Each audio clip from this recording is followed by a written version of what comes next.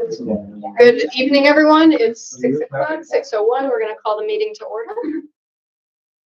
I am going to turn myself around a little bit if I can here. We start our meetings with privilege of the floor. We have quite a few guests with us tonight. My name is Dr. Elizabeth Kidder. I'm the president of the board, so I will kind of MC this part of the meeting. And just to remind everybody, we're glad to see you here. If you are a part of a group, one person from your group can speak and you have a total of 5 minutes. If you come as an individual, you may speak to us for 3 minutes. Sherry, we have a timekeeper behind me over here. We'll keep time and let you know when your time's up. We don't comment after you speak. It's a board member might ask a question of clarification, but otherwise there's no comment period after that. We welcome your comments. Who would like to begin? I'll begin since I'm representing a group, and that's Chautauqua Energy Watch. We are here with concerns about industrial wind and battery energy storage systems, which are being aggressively proposed by developers in our communities. A driving force behind industrial wind, solar, and battery energy storage system installations in this county is money. The concerns that towns may have for wind, BESS, and solar impacting the health and safety of the residents are weighed against the money being offered to allow them to be installed. Those are the towns, the cities, the planning boards, the legislature, and the IDA. The Chautauqua County Board of Health is the one government body. It is the one government body that does not include money in the equation. The Board of Health has a goal of protecting the health, safety, and welfare of residents and is immune to the monetary incentives that are offered to our townships. We have seen several towns sued into submission after raising concerns, others threatened, and still others getting larger and larger monetary offers from developers. The record is clear. Industrial wind and battery energy storage system installations close to homes, schools, and hospitals potentially cause human health effects, adverse human health effects. Regarding industrial wind, this body issued in 2019 a protective recommendation, and we're asking you to do that again. And it's a 1.5 mile setback for wind turbines for wind turbine bases in our communities. When you did that, it was too late for the communities amongst the 3 communities that now have wind turbines. Your recommendation was too late. It is not too late for the 6 towns that now face the same difficulties with the proposals in Ellery, Stockton, Sherman, North Harmony, Westfield, and Ripley. I quote the New York Health Department here, where they gave testimony, 20 pages, which I'll put in email to you. Quote, the recognized health-related effects of industrial wind audible noise include annoyance, sleep disturbance, cognitive performance reduction, effects on social behavior, cardiovascular effects, and physiological effects. And that was by the Chief of Prevention and Sustainability for the New York State Department of Health.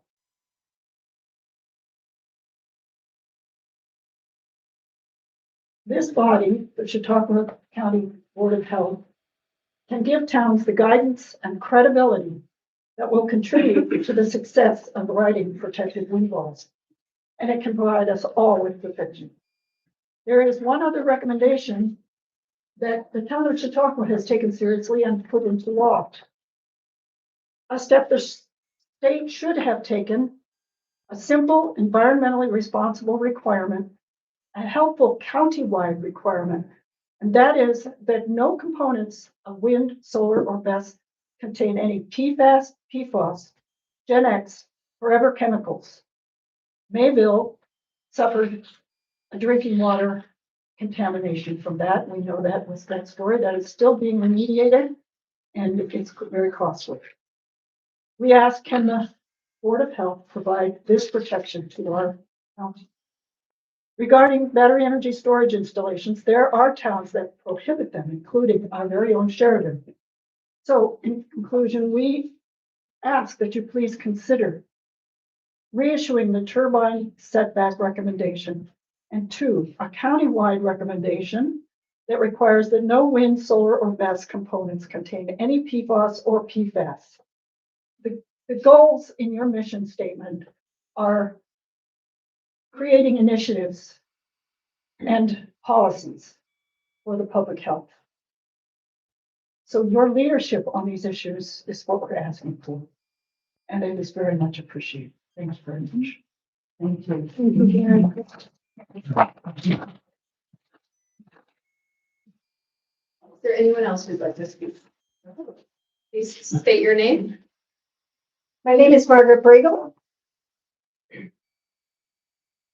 My way. Stand up here, that way I can see everybody. Are you speaking on behalf of yourself? I or am as a group? speaking on behalf of the group Stop Energy Sprawl. Good evening. My name is Margaret Bregel. For those who were around in the last 10 years and have seen me speak at other such meetings, I'm a familiar face. I am the owner of Rue Haven Farm, a small livestock farm in Forestville. My property is immediately surrounded by 6 industrial wind turbines in the Ball Hill project. 3 500-foot turbines in the town of Hanover, right across the road from the front of my house, and 3 600-foot turbines right in back of my property. The 500-foot turbines are less than half a mile away. The 600-foot turbines are less than a mile away. I could tell you about the numerous disruptions in our area since powering up in October of 2023, such as the severe decline in bird populations and insect populations, and changing conditions with the wildlife who lost their habitat in the numerous acres surrounding my farm. But that's not why we're here. I could tell you that an otherwise healthy 46-year-old man living on my quiet road had a heart attack just after the turbines powered up. I could tell you about another friend shortly farther away who had a stroke and died shortly after the turbines powered up. Coincidence? Perhaps, but these were very healthy people otherwise. Those are just incidents I know about. There may well be others. My own family and I have experienced a number of adverse health problems, including headaches, severe migraines, sleep disruptions, tinnitus, dizziness, nausea, and vomiting, spontaneous vomiting. Equilibrium disruptions, such as losing balance and falling down for no reason, and cardiac issues, not severe ones, mostly just palpitations, rapid heart rate. I don't have any cardiac problems. I may be 72 years old, but I'm in excellent health. I see my doctor regularly as part of my Medicare briefing, and they're always amazed at how healthy I am. Perhaps it's the lifestyle I live.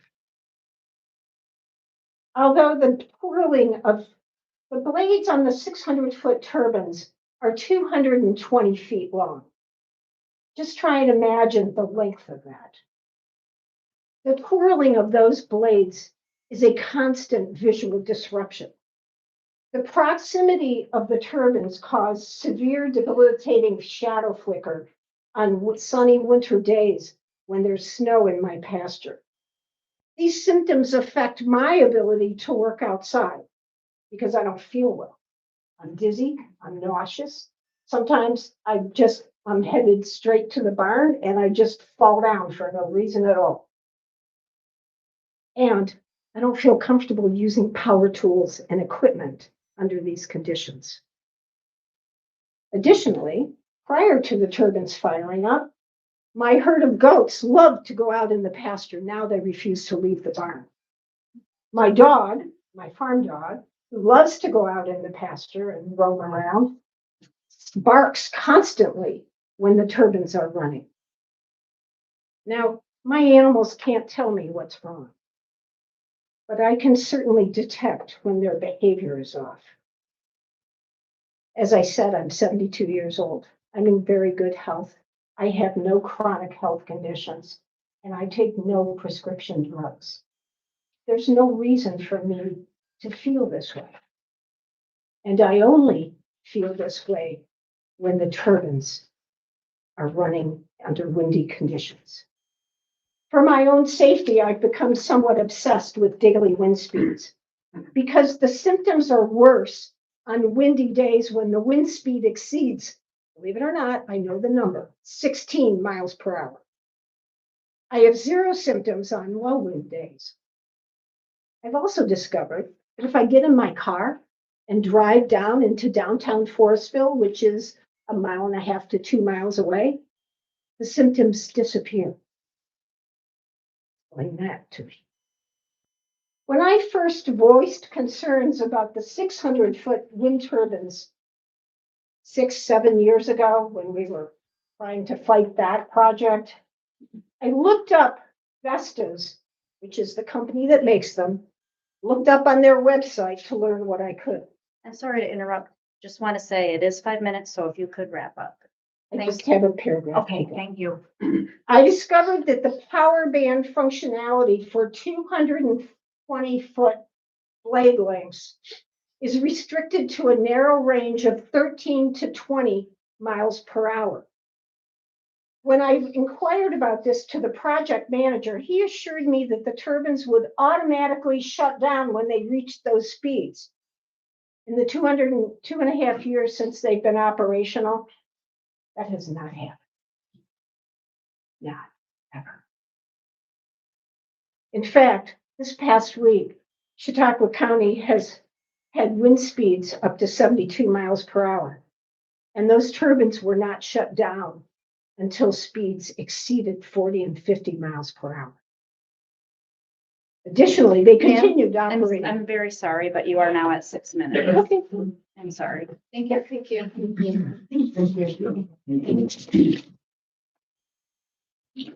So good. Is there anyone else who'd like to speak?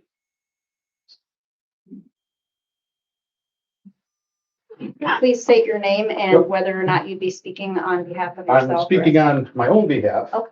but on behalf of a whole lot of people here. Thank you. My name is Michael D. I'm from Silver Creek. Some of you might have seen my writings, maybe not. Professionally, I'm a licensed professional engineer. My specialty is system architecture. I've worked in defense systems, space systems, and for 15 years in medical systems. One of the things we learned in college in systems engineering is that the ergonomic effects that they're talking about are real. Okay, you sit in the wrong place in an airplane, you're going to get sick. I've designed systems for ships because getting a certain frequency makes you sick, sicker than other frequencies. And what they're talking about is the frequency of these blades is right in an area that gets people very sick. So it is real. But the other thing I'd like to say is, why are we even considering wind solar invests? Why? Anyone raise a hand? Why? Because Al Gore made a movie in 2006, Inconvenient Truth. Well, there's not a lot of truth in there. Can someone name one of his predictions that came true about climate? Name one. I'm daring you. Name one. Okay, none of that has come true. It's all hysteria. And we're basing this whole CLCPA legislation, okay, and all the net zero stuff, which we can never even get close to net zero. And you see the governor now is jumping through hoops trying to explain it away. Why are we doing that? Why are we driving ourselves broke? Anybody know about what happened in England? World leader. Germany, world leader in net zero. Can you explain their economies? Are you paying attention? What's happened there? Talk about health problems, right? They've destroyed themselves from the inside out, deindustrialized, they're out of the picture. My point is, so it's not just physical health, it's mental health, what we do with these net zero projects, and we will never, ever get close to it. So all I'm asking is consider the exogenous effects beyond just blade frequencies, vibrations, and PFAS and contamination of the soil from rare earth metals in broken up solar panels. Consider what you're doing to your state. You think people are moving out now? It's gonna keep going. We saw what happened, yeah, last week. They said, oh, we're gonna raise your gas price by $4,000 a year for a residential place. For gas, forget what's going on in the Middle East. It's already predicted because of the law to go up to 23 a gallon, okay, by 2031. You think you got health problems now, wait till you do that. And you're gonna end up emptying the rest of the state. So if you have any say in this thing, my suggestion is, and I'm there, you can always call me, contact me, all right? Always do that. I'm willing to talk to anybody about it. But you have to look at all the exogenous effects of these things. It's not just the fact that you have a solar panel there. So thank you. Thank you. Yeah.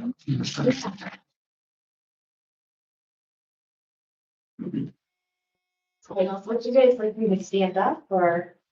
However you're comfortable. This is fine. Okay, can I just, when I will hold this up when you have 30 seconds left, and that'll just let you know so that I'm not interrupting you. Okay. Okay? Are you, Okay. and again, your name I'm and, speaking on my behalf. okay. So hello, everyone. My What's your name is name? Carrie Ann Babcock, and I live within a half-mile distance of 2 industrial wind turbines. I would estimate that either one, the other, or both turbines create burdensome noise approximately 70% of the time. 25% of that time, I consider the noise to be produced as unbearable. The noise level is not strictly dependent on wind speed. We can have relatively mild wind days that produce large amounts of sound, and also conditions in which the blades ice over that are considered a level 10 emergency noise event in our household. A bit of background on our lifestyles in relation to the sound burden. My husband and I are both outdoor enthusiasts, and our careers require that we work mostly outdoors. As owners of an environmentally friendly landscaping business, our property houses thousands of native plants that we cultivate and add to customers' yards throughout Chautauqua and Erie counties. We have invested all of our money and time curating a beautiful property in the town of Arkwright to support wildlife and to accommodate our outdoor interests and business. I cannot be in my yard when the turbines are loud, period. When I was in college, I lived next to a stretch of train tracks. The noise was annoying at first, but my body adapted quickly, and after a few weeks, I was able to successfully sleep through the night. The jetliner sound from the turbines is neither predictable or cascading. It can present as an unbearably loud constant. With a train or jetliner, my body can anticipate the soft incoming noise in the distance that slowly crescendos and then begins to fade as it passes. The turbines can create the intense roar of a jetliner that is directly overhead, and the sound can remain constant for days. This sound can transform into an even worse audible scenario. The only word that I have to verbally describe this type of sound is pounding. When the turbines are pounding, I become physically ill. I start to panic. I experience an overwhelming urge to flee.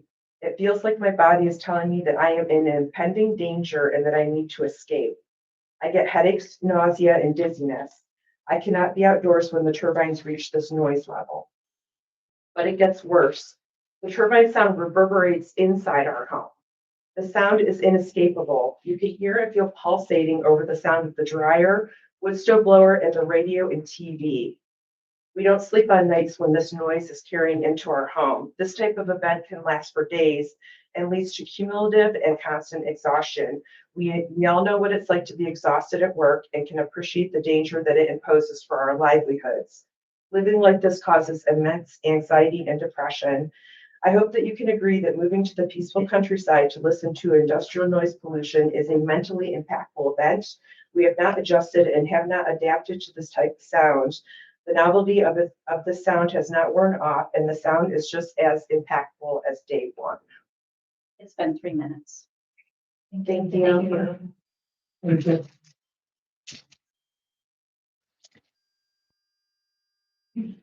We have any other? My name is Sam Conway, and I live in Pasadena Wind Project. And we have 3 this way, there's 3 this way, 3 behind us, and 2 on the other side of us. Are you speaking on behalf of? Myself. Okay, thank you. Yeah. 3 minutes then.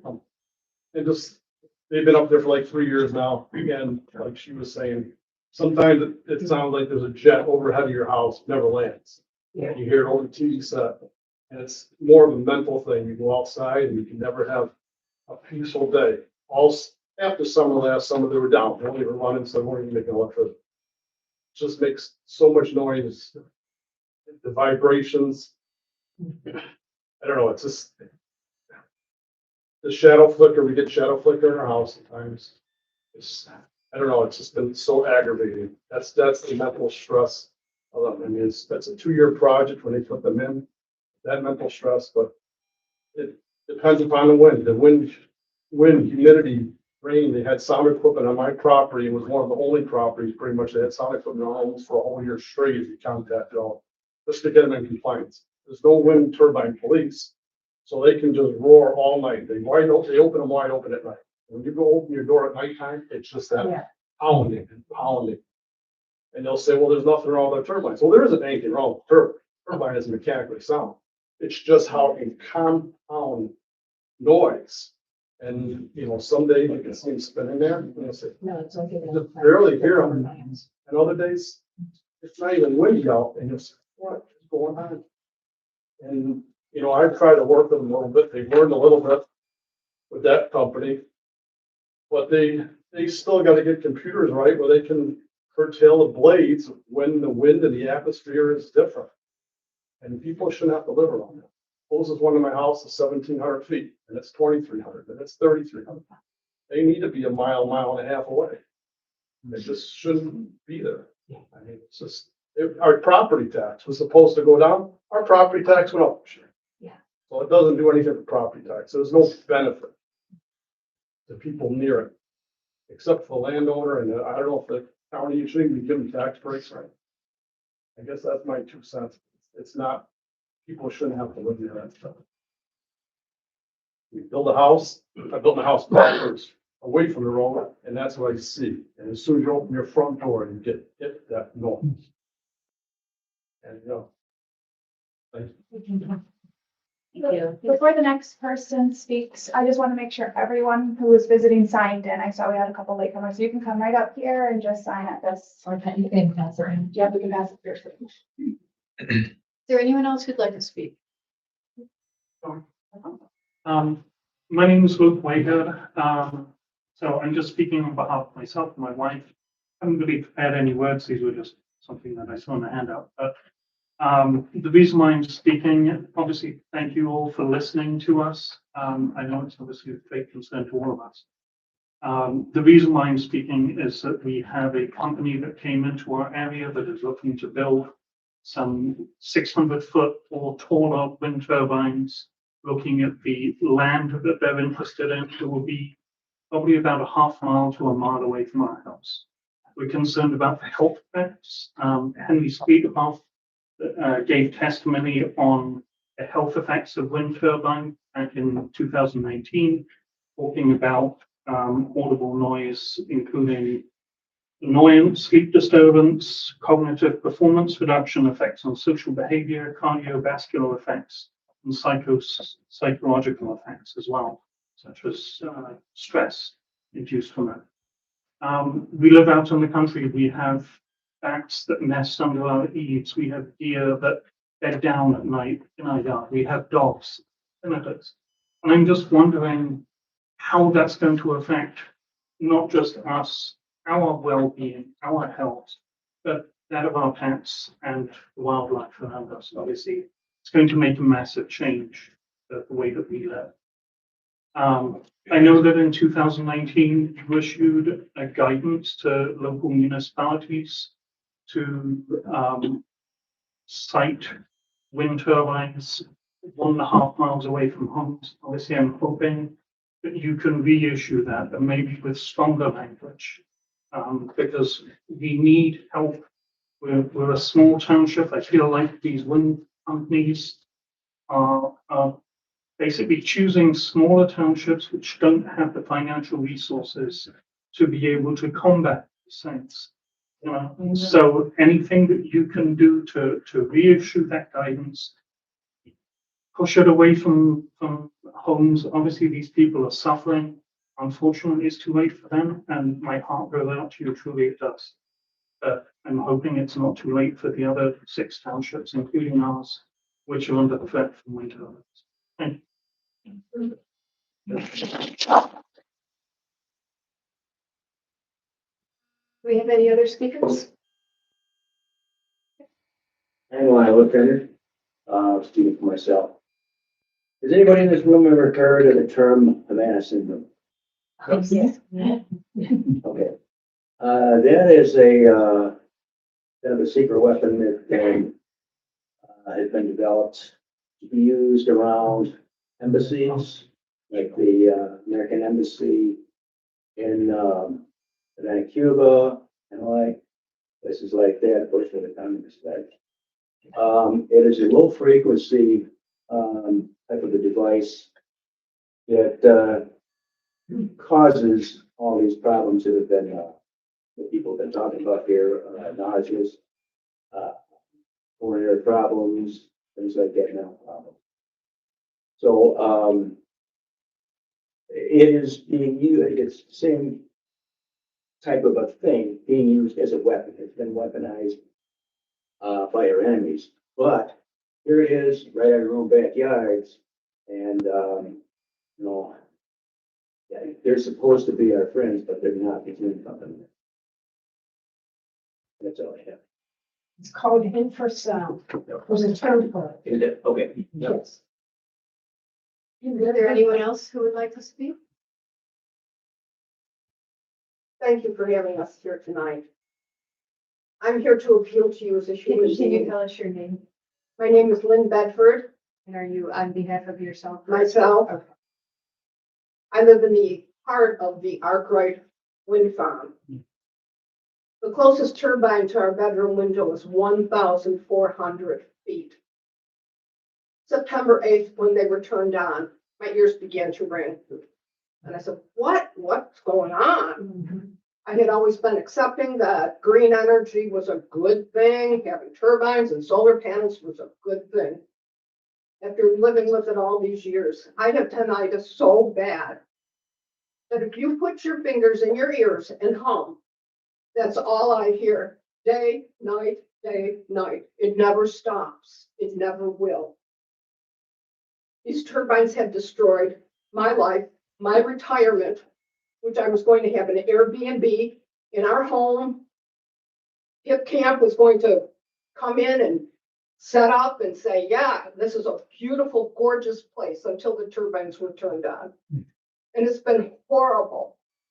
I have 28 grandchildren.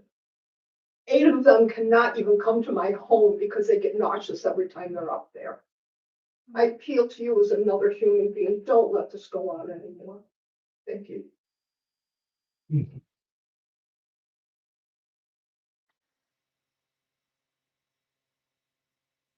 I'm Kathy Abate, and I don't have anything prepared either. I just reiterate all of what has been said, and my heart breaks for a lot of the people that are living in these areas. They want to put one of the battery energy storage systems right across the road from us. It would be 10 acres of battery storage facility there, and it will destroy the value of our home. We built our home in the 90s and was hopeful to live our life out there and give our home, let our children sell the home. And we're just fearful now that our property value will go down if they are able to get that battery energy storage system there.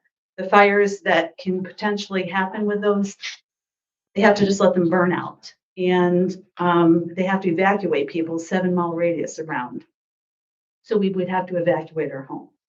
So I'm also pleading with you to do the right thing for people in our county. And if you have influence at all, which I believe you do, and I believe you are all very smart people.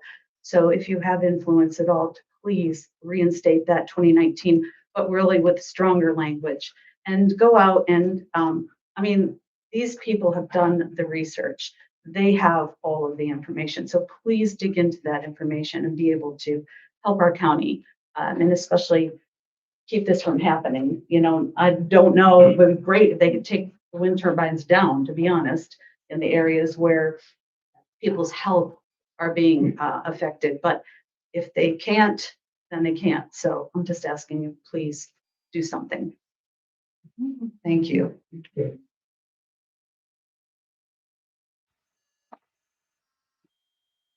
Anybody else? I just want to say, I'm Susan Masters. I listen to this and it just breaks my heart. You have a chance to heroes to do what is right. And I feel that you will do that, which gives me a lot of hope. So I just want you to know that we're here to support you too. Thank you.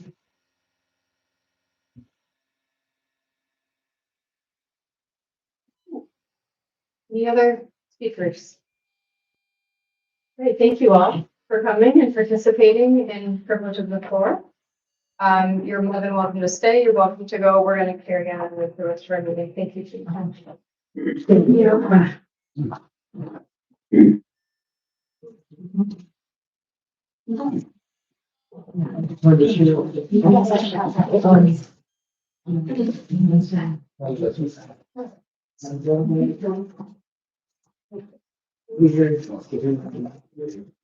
Members? Okay, let's keep going. We've got our approval of the minutes from January 15th. They were sent out ahead of time. They're also in your packet. Were there any,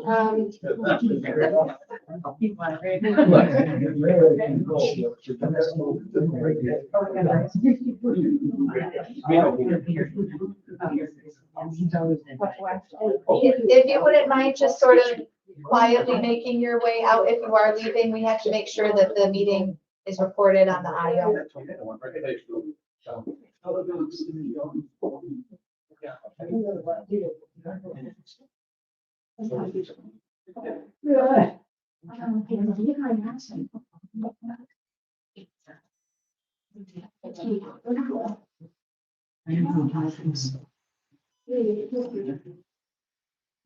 okay. I had fun. Okay, I think we can. All right, we're on to the approval of the minutes from January 15th.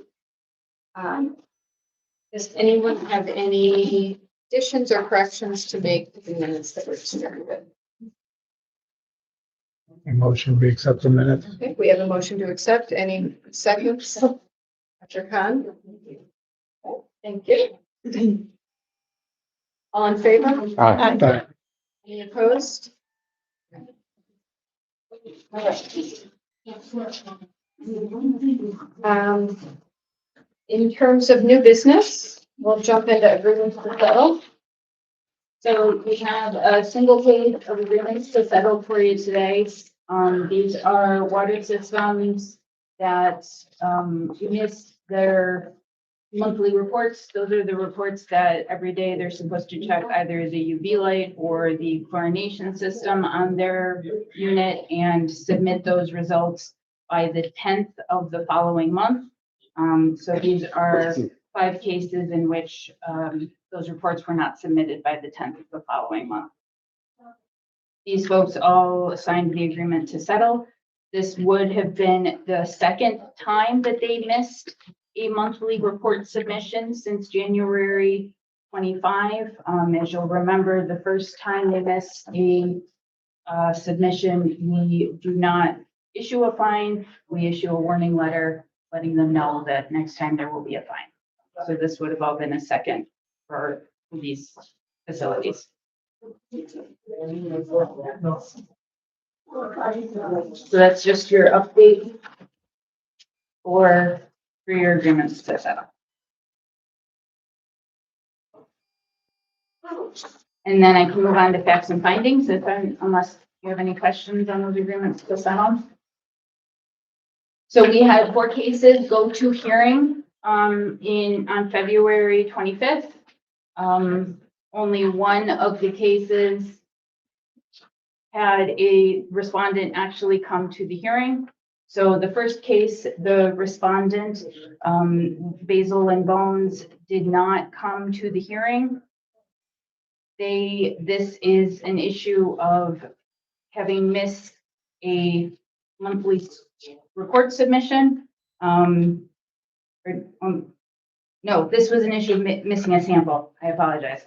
This was a sample that they missed. And it would have been their first sample that they missed since January of 2025. The recommendations by the hearing officer did mention a $100 fine. However, in keeping with the fine schedule that you all voted on, that should be a $200 fine for a first missed sample.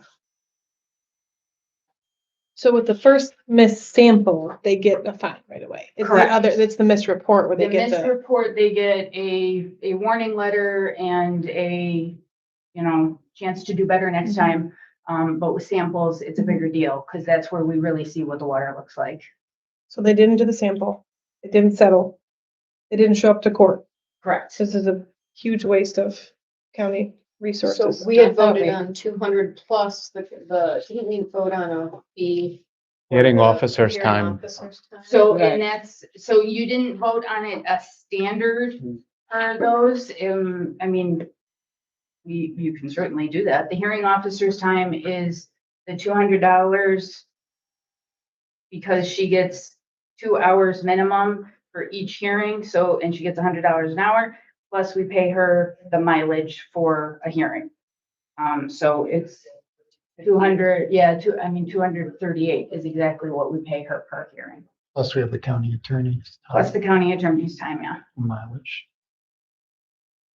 So what would be the grand total, Jessica, if So you add those on? if you did the $200 for the missed sample plus a $250 charge for coming to hearing, you would be at $450. I'll vote for that. We move with that amount. Second. All in favor? Aye. Any opposed? The next case, the respondent did come to hearing. The issue in this particular circumstance is 2 missed monthly reports. However, this would be their 4th and their 5th monthly report that they missed getting in on time since January of 2025. So it's $300 for the September report and then $400 for the October report. So a total of $700. And then if you wanted to do the surcharge in addition, be looking at $950. Again, the respondent did come. You can see in the proceedings, he did seem to believe that he had emailed the results. However, he didn't have a sent email or anything to prove that information. And we have not received those monthly reports. Still?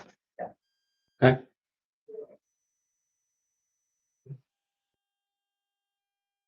Any discussion on the proposal of $700?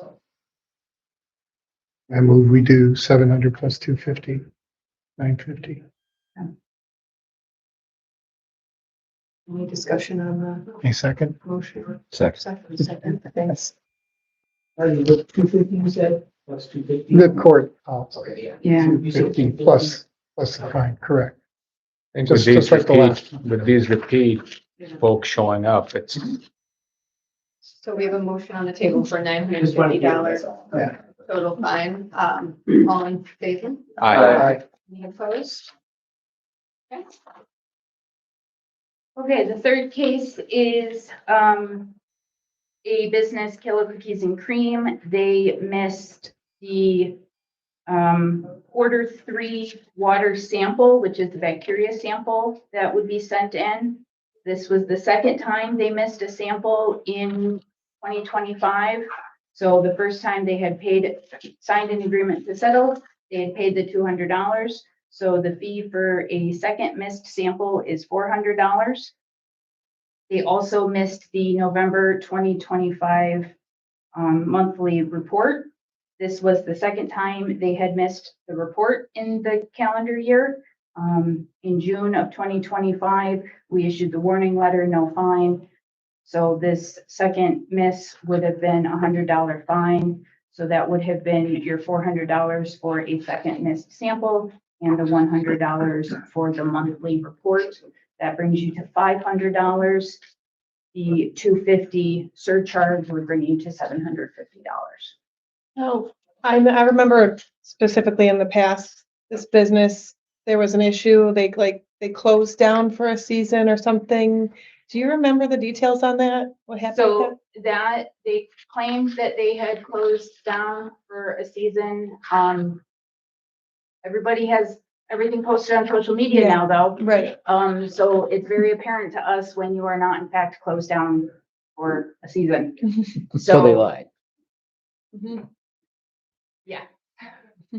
So that was the previous case. This case, again, she claimed that she wasn't operating, but there's social media evidence that says otherwise.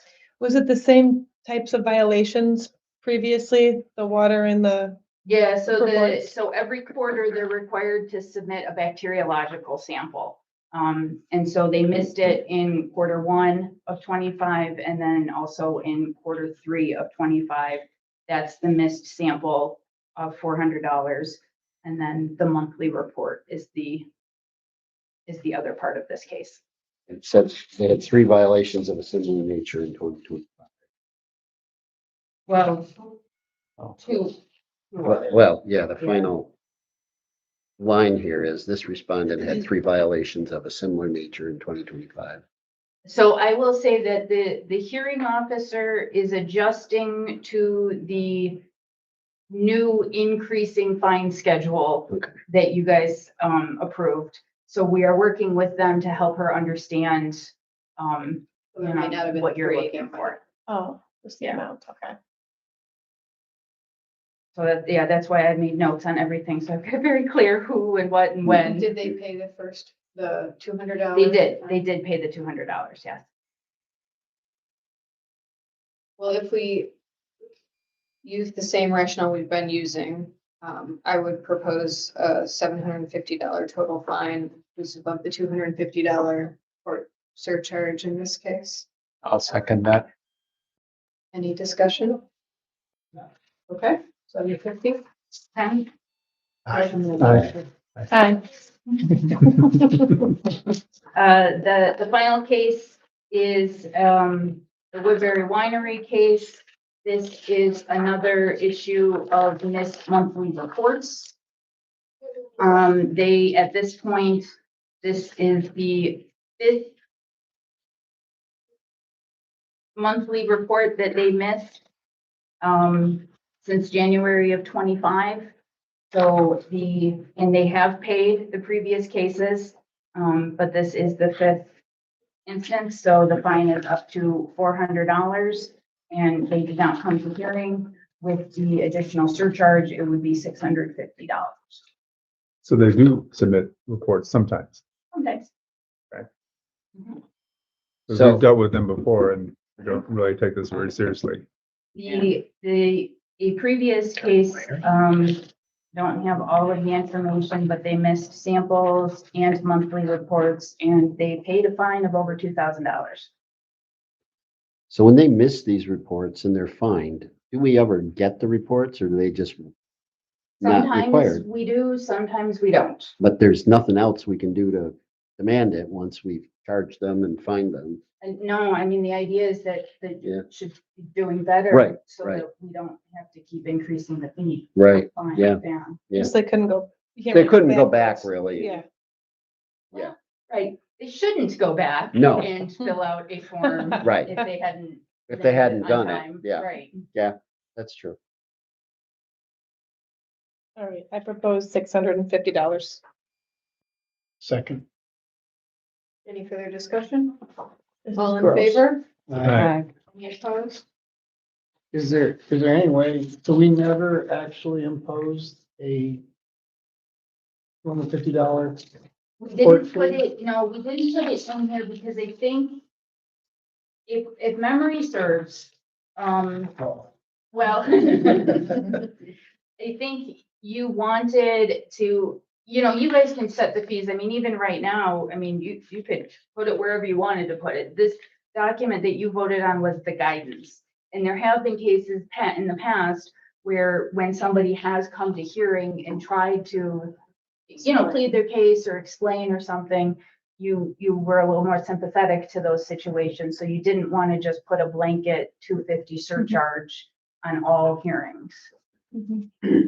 So it's your decision. So the how you wanna guidance do is it. still there, so, so. Yeah. It's Yeah. the base. So, Yes. If they, so when they go to a hearing and the cutting lanes, so she told them it's gonna be $700.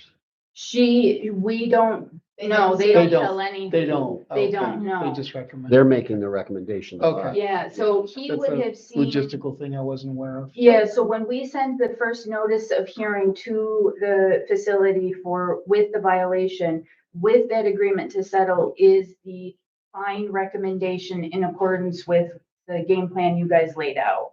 So that's their opportunity, the respondent's opportunity to see what we're sort of Okay. offering as a minimum for what But their it doesn't fine's going to indicate be. any possible court costs. We always say Okay. that the Board of Health has the ultimate authority to set a fine. So fines that go to hearing may include more charges than the agreement to settle offer. Okay. And I would maybe add including court costs or something. Okay. I mean, I just think we up everything $250 when we look, but there are actual Mhm. costs involved that we need to recoup. Jessica, as a point of information, how often does a microbiology sample fail? I mean, it depends on the facility, but I mean, I'm gonna be very candid. They're taking their own samples most of the time. Right. Or they know we are coming to take their sample. So they have either plenty of warning to fix whatever they may have been ignoring or to get it ready for when we come. So despite that, is there a fail, what's the fail rate like? I mean, we get a few every year for sure with total coliform. So like a 1% kind of thing, or 1 out of 100? I don't play with the data. I don't feel comfortable giving you a number because I'm Okay, I'm just- not in the world as much. I can get it for you for Just next time. Yeah, just a rough idea. I mean, I was just curious. I would say, I mean, certainly in the summertime, we have more frequency of Okay. failure because these are the summer seasonal folks who aren't doing this all year long Mhm. and they may be a little more, Okay. crazy and unfamiliar with things or have new staff who may or may not be familiar with things.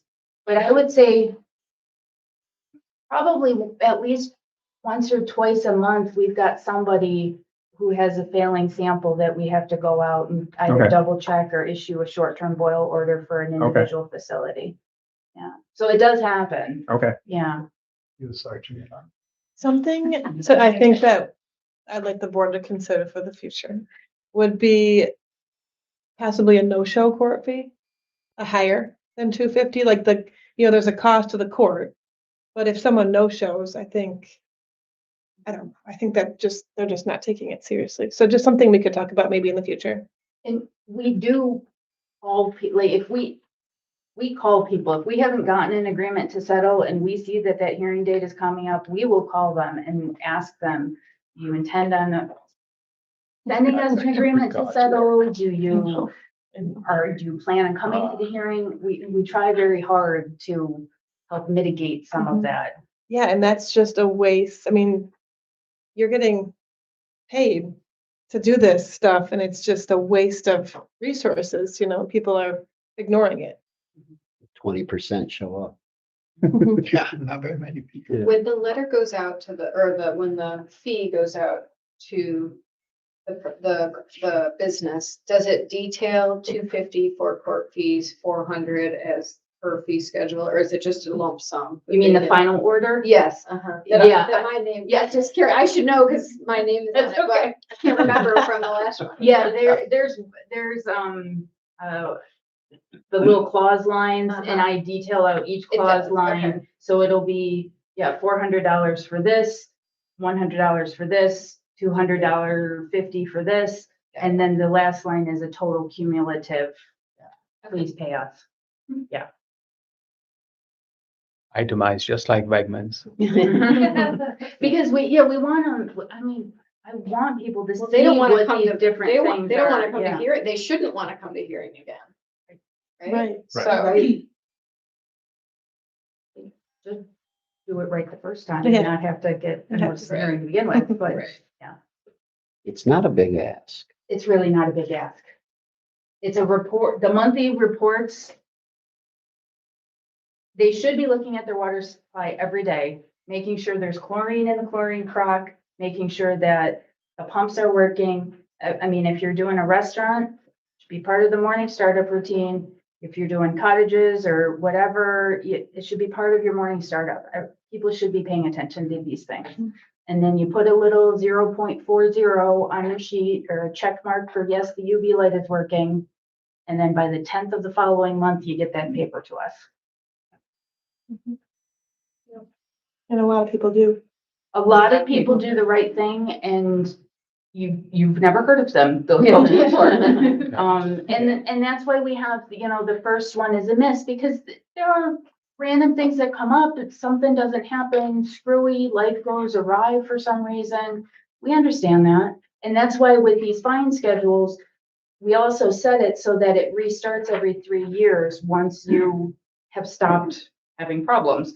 So once you go for a period of time without having violations, you get restarted. So if 3 years ago, something went funny and you've been good for 3 years and then year 4 comes along, something else goes funny, we'll be willing to forgive you again. And you offer help. If you don't know how to do this, we'll help you. We'll do it ourselves. We offer, we send out annual packets every winter that has information about what their specific system needs to do, because different systems do have different requirements based on the size and usage. So they get an individualized packet every year. They get information about how to reach us, how to submit their reports, when their reports are due. They get, highlighted information, like when these new fines went into play, we made a special sort of heads up warning letter for everybody to know that this was coming down the pike. If there's any other things on the horizon with regulations that we want to, people to get ahead of, it's like a 6-page packet that they get every single year. And we go out and visit them. If they're a restaurant, we're there to do an inspection once a year at least. If they're, temporary residence campground, we're there to do inspections. I mean, yeah, our staff is there. Give them a calendar that they can stick on the refrigerator. I mean, it's a spreadsheet that's stamped every month with boxes checked what they need to do. What more you can do. thank you for Yeah. your report. Yeah, you're welcome. We have an old business item, which is everybody's favorite topic, annual reviews of bylaws. Was there anything specific in the bylaws that we were focusing on? I remember, this came up a couple meetings ago, So it is in the bylaws that that we review it, you review. and we just, I think we tabled it. Okay, thanks for that, for reminding And us. so, basically, you would then need to vote if there were any changes to the language in that. We did review them and I think at length, last year of Dr. Nay's, president, yeah.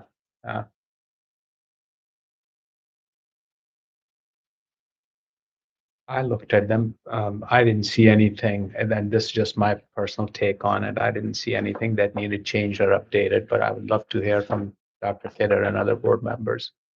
I agree with that. I love that. No major, I haven't, since our last thorough discussion of it, I don't have anything that's pressing in my review. Lacey, did you have any concerns?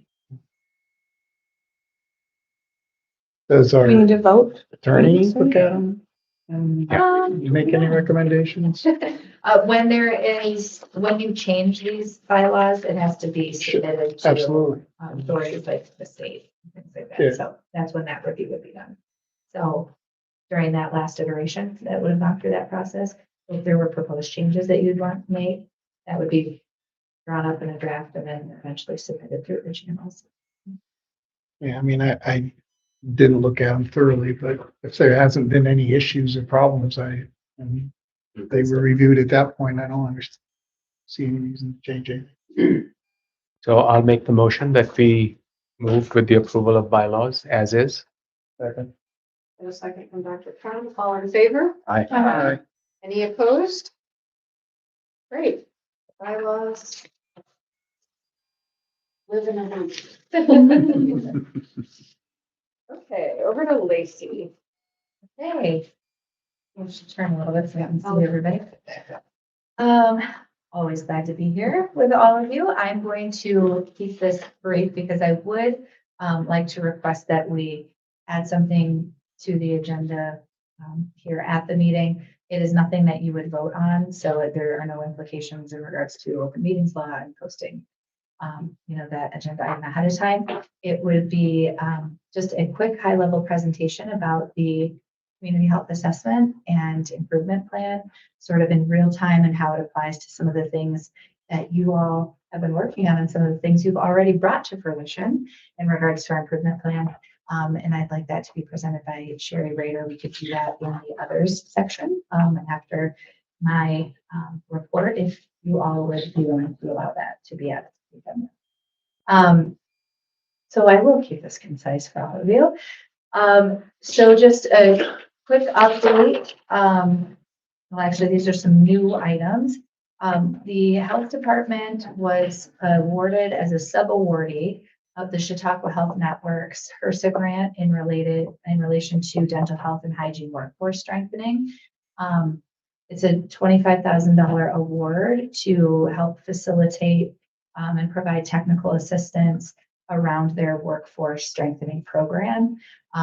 That those funds really are going to personnel costs. It's really Steve Kilburn and Melissa Lissandro in the planning and policy division.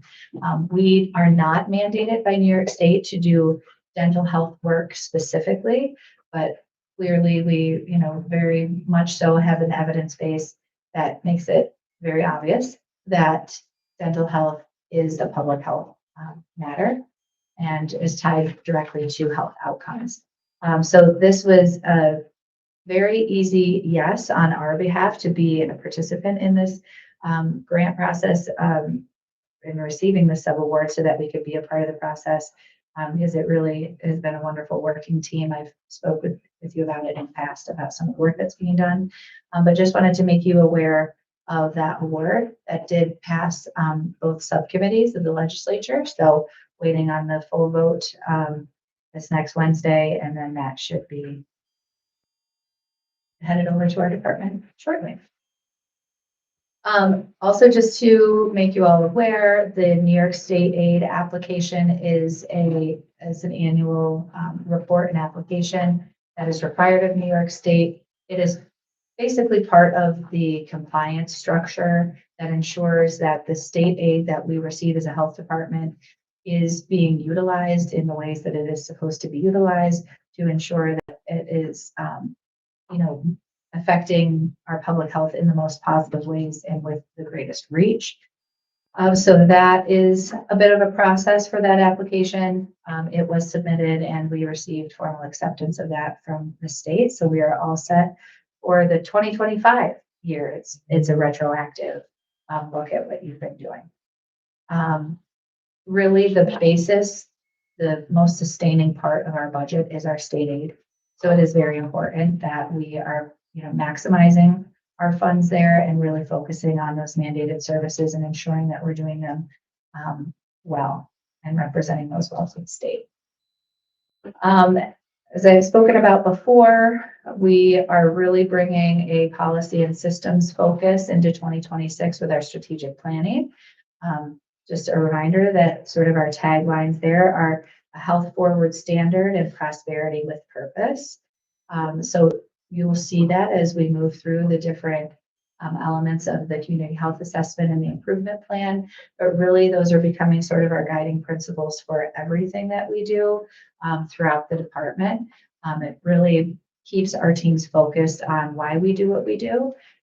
Actually, it was neat to hear a community member earlier, voice the fact that this board and our department really do consider health and the promotion of health in our community above and beyond any other aspect of, work and life and, the work of agencies.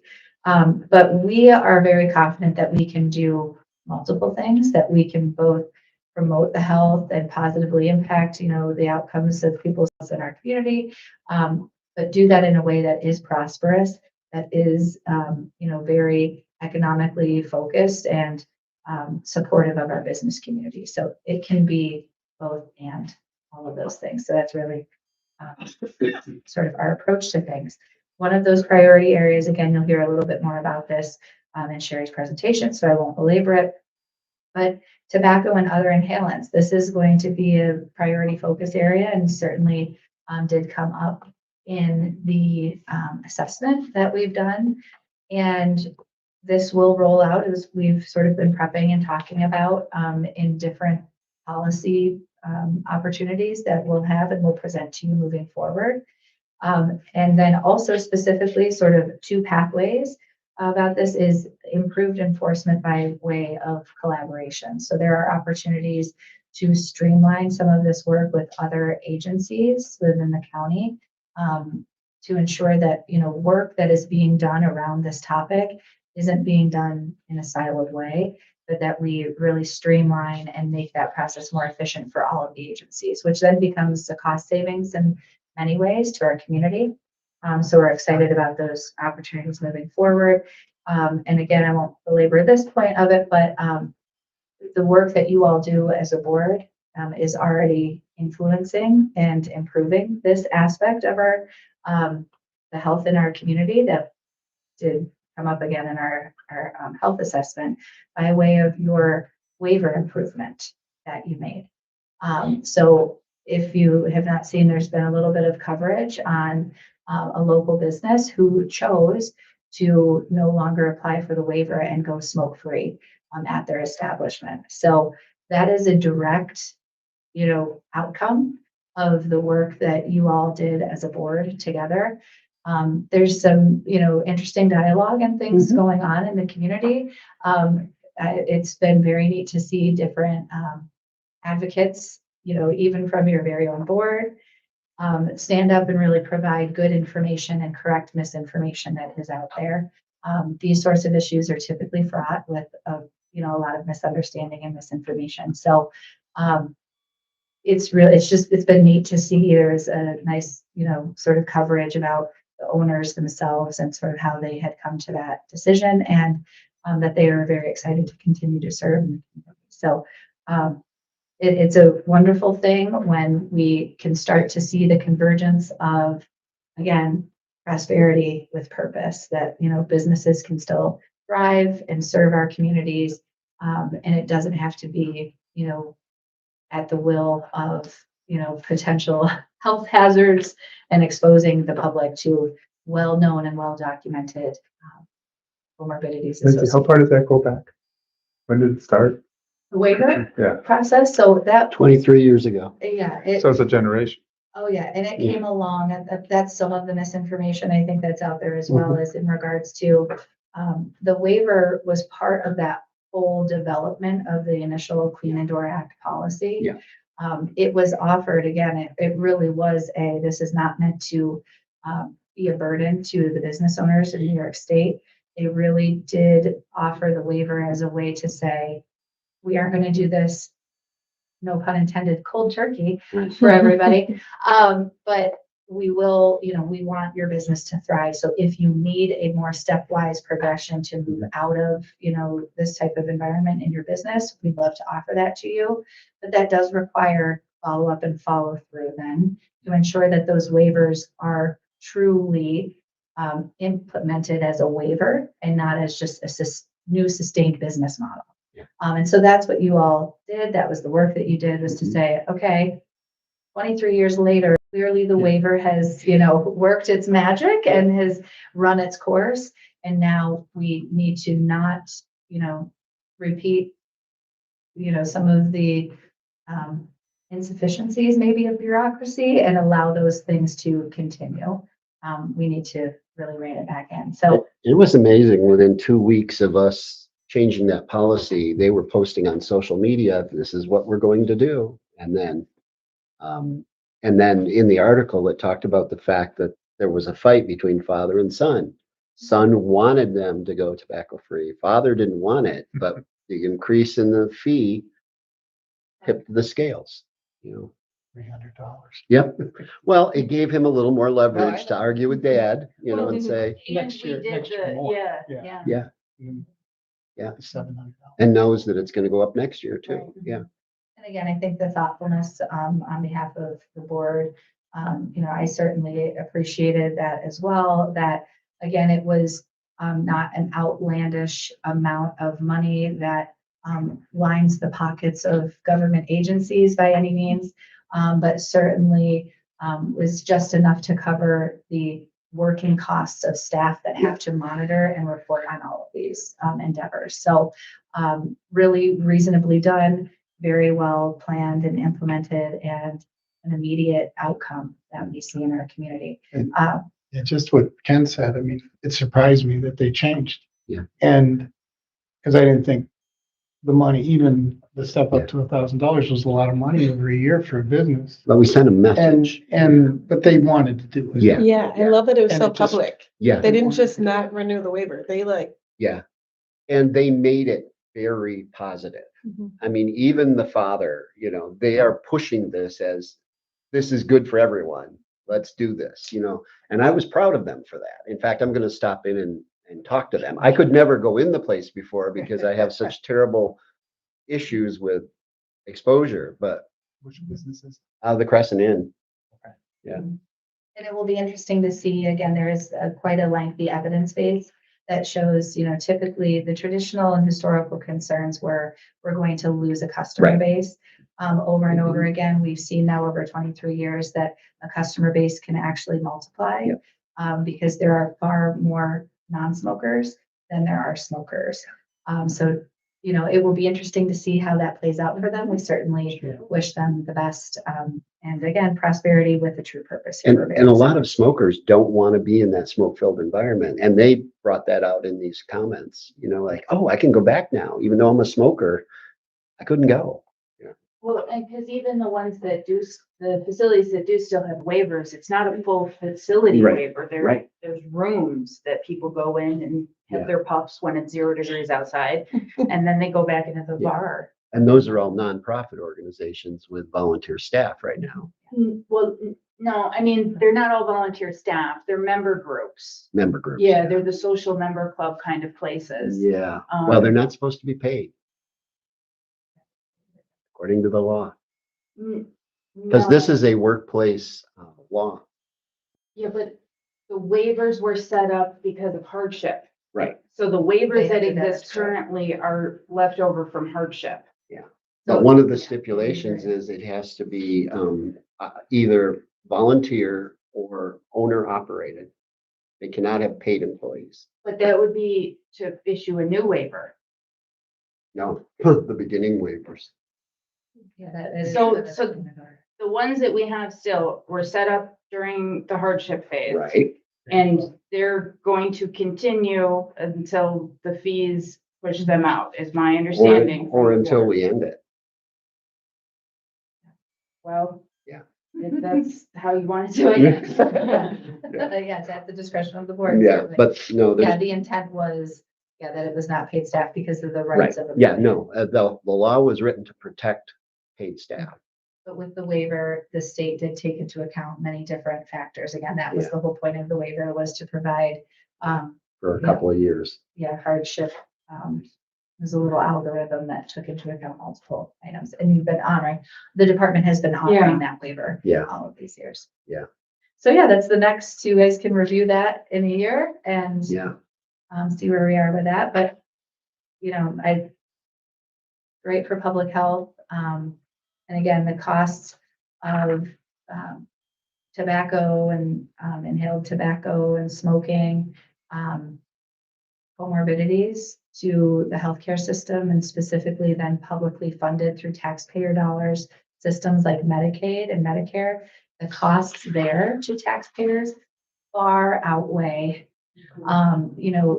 benefits in sales tax and things like that that would be generated by the businesses. So it is a real win for the community overall.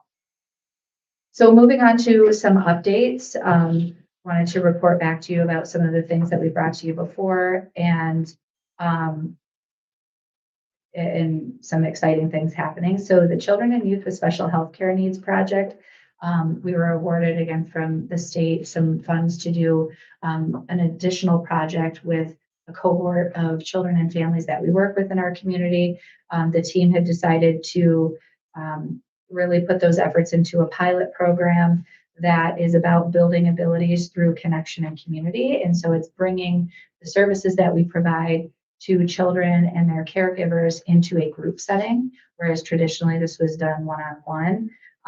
So this sort of pilot and model resolves provider shortage issues. It reduces costs to the county and state and provides socialization and builds community. The pilot so far includes a North County location and a South County location, serving 15 different families, 17 different children, and 20 different caregivers. And there's already progress toward developmental outcomes that we're seeing. Nutrition education is occurring, improved social behavioral outcomes, and just, at the core of all of it, the relationship, community, and support network building for these families. Our staff has been so energized, the ones who are helping out with this program. They've come back with just the greatest stories, troubleshooting amongst themselves to make sure that these families can get to these groups. It's been a really neat effort with also the partners in the community, the Children's Gym in the North County and Soar and Explore at JCC. It incorporates OTA students getting training in the JCC program. CHQ Transit has been a partner to us in helping to troubleshoot some of the transportation issues and barriers that are rampant for families in our community.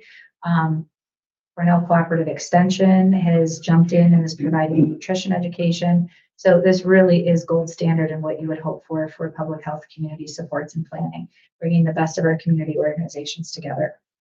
The Community Health Assessment and Improvement Plan, I'm again going to leave all of that to Sherry, and she'll highlight a little bit too. There was a statewide news story through Spectrum that covered a segment of our health assessment and improvement plan. I was very excited to get a call from the state commissioner's office, their public information officer, saying, I got this request in regards to a story that you all were featured on, and they want the commissioner to do it. Can you tell me a little bit more about this? So we chatted about it, and she was like, this is a wonderful opportunity. So Commissioner McDonald himself recorded comments about the whole process and about the improvement plan, and how this is a great collaboration between the state and the county health department. So really proud of that the commissioner was happy to hop on board and be a part of that story. And then lastly, and not lastly, second to lastly, Dr. Pender, please feel free to jump in as well. But an update about the pediatric dental services, which is really now expanding into just dental access throughout the county. A specific dental action council was formed with the sort of collaborative and collective group that's working on this, really headed up by the private providers in the community, working again in conjunction with other partners. CCHD, so this is the health department, we are certainly participating and happy to be part of that work. The funds that have come from CHN are what are basically supporting our work to be able to be a part of that, and because we don't get specific funding for that. It's been a wonderful opportunity for the health department to be a part of. specifically because that did come up also in the health assessment process, that dental access is a true need that community members are experiencing, or issues with dental access, I should say. Lastly, in the strategic planning part of our role that we're working on right now, we're focused on that children and youth with special health care needs, EI and pre-K division, sort of what we refer to as our children's development and growth division. We're working to sort of shore up a plan post-retirement of Wendy Douglas, who was the division lead. So the things that we're working on there is taking a really, specific look at the structure of that division so that the service coordinators, the case managers in that division have a very supportive structure around them. They have a lot of regulations that basically make up sort of the work of what they do. So compliance and mandated timeline standards have to be met. So we really want to ensure that they have the people resources that they need to do that job well. Of course, our other goals are creating a balanced division there and a very clear chain of command, developing opportunities for advancement and succession, and then contributing to an overall culture of support and encouragement. So that's the strategic personnel area that we are working on there. Any questions about the report before I just got one question on the pilot program for the special health care needs. How do you publicize that or? So it's really, so right now we're sort of not actually publicizing it widely just because we have funds to do such a small cohort.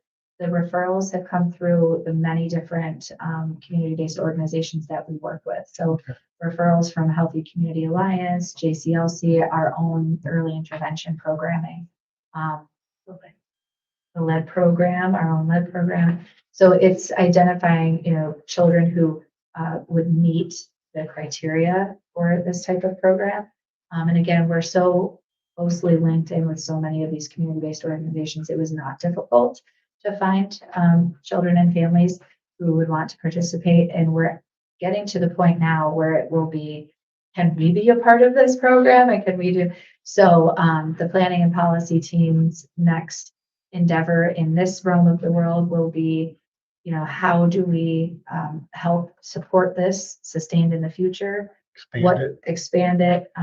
Does this become something that we are the lead on and we'll find funding to help support that moving forward?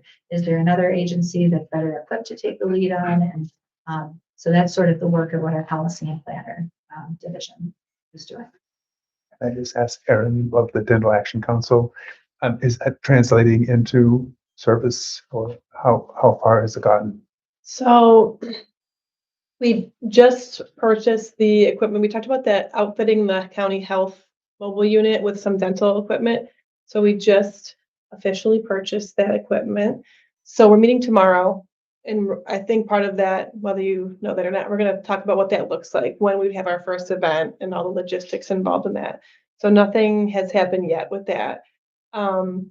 The other part of it is the hygiene program that's going on. And we're going to be meeting tomorrow also to help secure funding for additional cohorts, because currently the cohort's going very well. And then a few dentists, private practice dentists who are in the Dental Action Council are now participating in that hygiene program and on the floor with the students. So mentoring students.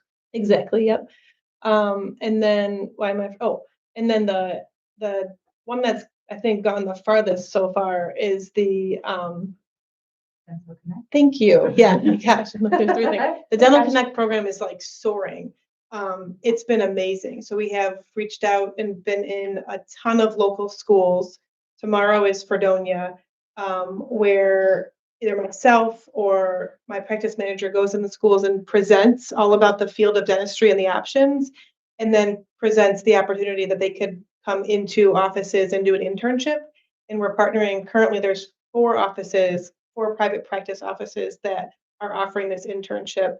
And we've already done quite a few. The list, I think, maybe 8 students have graduated through the internship program. So it's a high school level. Yeah, it can be beyond. It really can be anybody, but that's really where we're targeting and marketing it towards.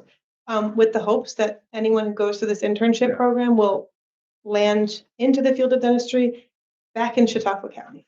So, yeah, and there's kind of three big things we're working on and all at a different pace, but I mean, it's been awesome. Great support. We want to just keep that train moving forward. Thank you so much. Yep. It was very impressive to see. I was, and Marty was there too. We attended the meeting and see the faces in the community, the movers and shakers and the private practices and the foundations were there. And Jim from CCHN, they were all excited to be there. So awesome job bringing it all together. And of course, thanks to the county as well. Yeah, it's fantastic. It really was. It was exciting to see those young ladies there that were going through the program. Yeah, it's been a They great were- collaboration. I will send you all the video. The event was recorded, a wonderful video. I'll just send it to you guys with an email. It's really neat. But yeah, all of the hygiene students came to the event, and it was just it was really cool to get that many people from all different aspects of dentistry all in the same room. Probably doesn't happen much. Never happens. Never ever And happens. even representation from Commons. I know. So, Yeah, we had really superintendent. It was just a lot of great people in the same room. Foundation, one of the foundations was there. Two of them, yeah, United Two of Way. them, Yep. Yeah. Yeah. I want to replicate this in many different I know. areas. Yeah. Don't we? Yeah. Great. That's it for me. Okay. We're moving into our other category. So, sure, you want to be our last Yeah. gig of the night? I did. So we have two items before sharing. The first one is the wind turbine and battery energy storage. I think at this point, having had some discussion with the staff, the best pathway forward may be to have either a working group or the whole committee, if we want, pitch in and editing a letter that goes out to the municipalities with our recommendations. And just work on that together. Do we have to vote to create a group, or do we just? No, you can run a separate, but then anything that would be brought forward. If you do a work group, you don't, if it's not like a formal committee. If it's just You a can working do a group work that group. we're working together over email between meetings to present something, we can do it that way. Do a whole new letter or to massage that 2019 letter. So I think to do a new letter with that in the history, the staff has done some work to kind of call through a lot of the data that's been sent to us. I don't know if you've checked your email today, but it's full of different things. I saw it, but I didn't read it. Yeah, there's a lot there.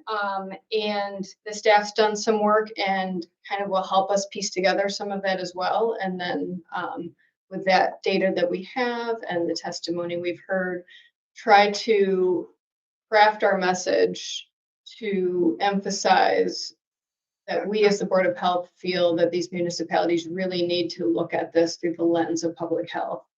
And put aside as they can, some of the financial considerations and stuff. And that's our contribution to them and to the recommendations we can provide.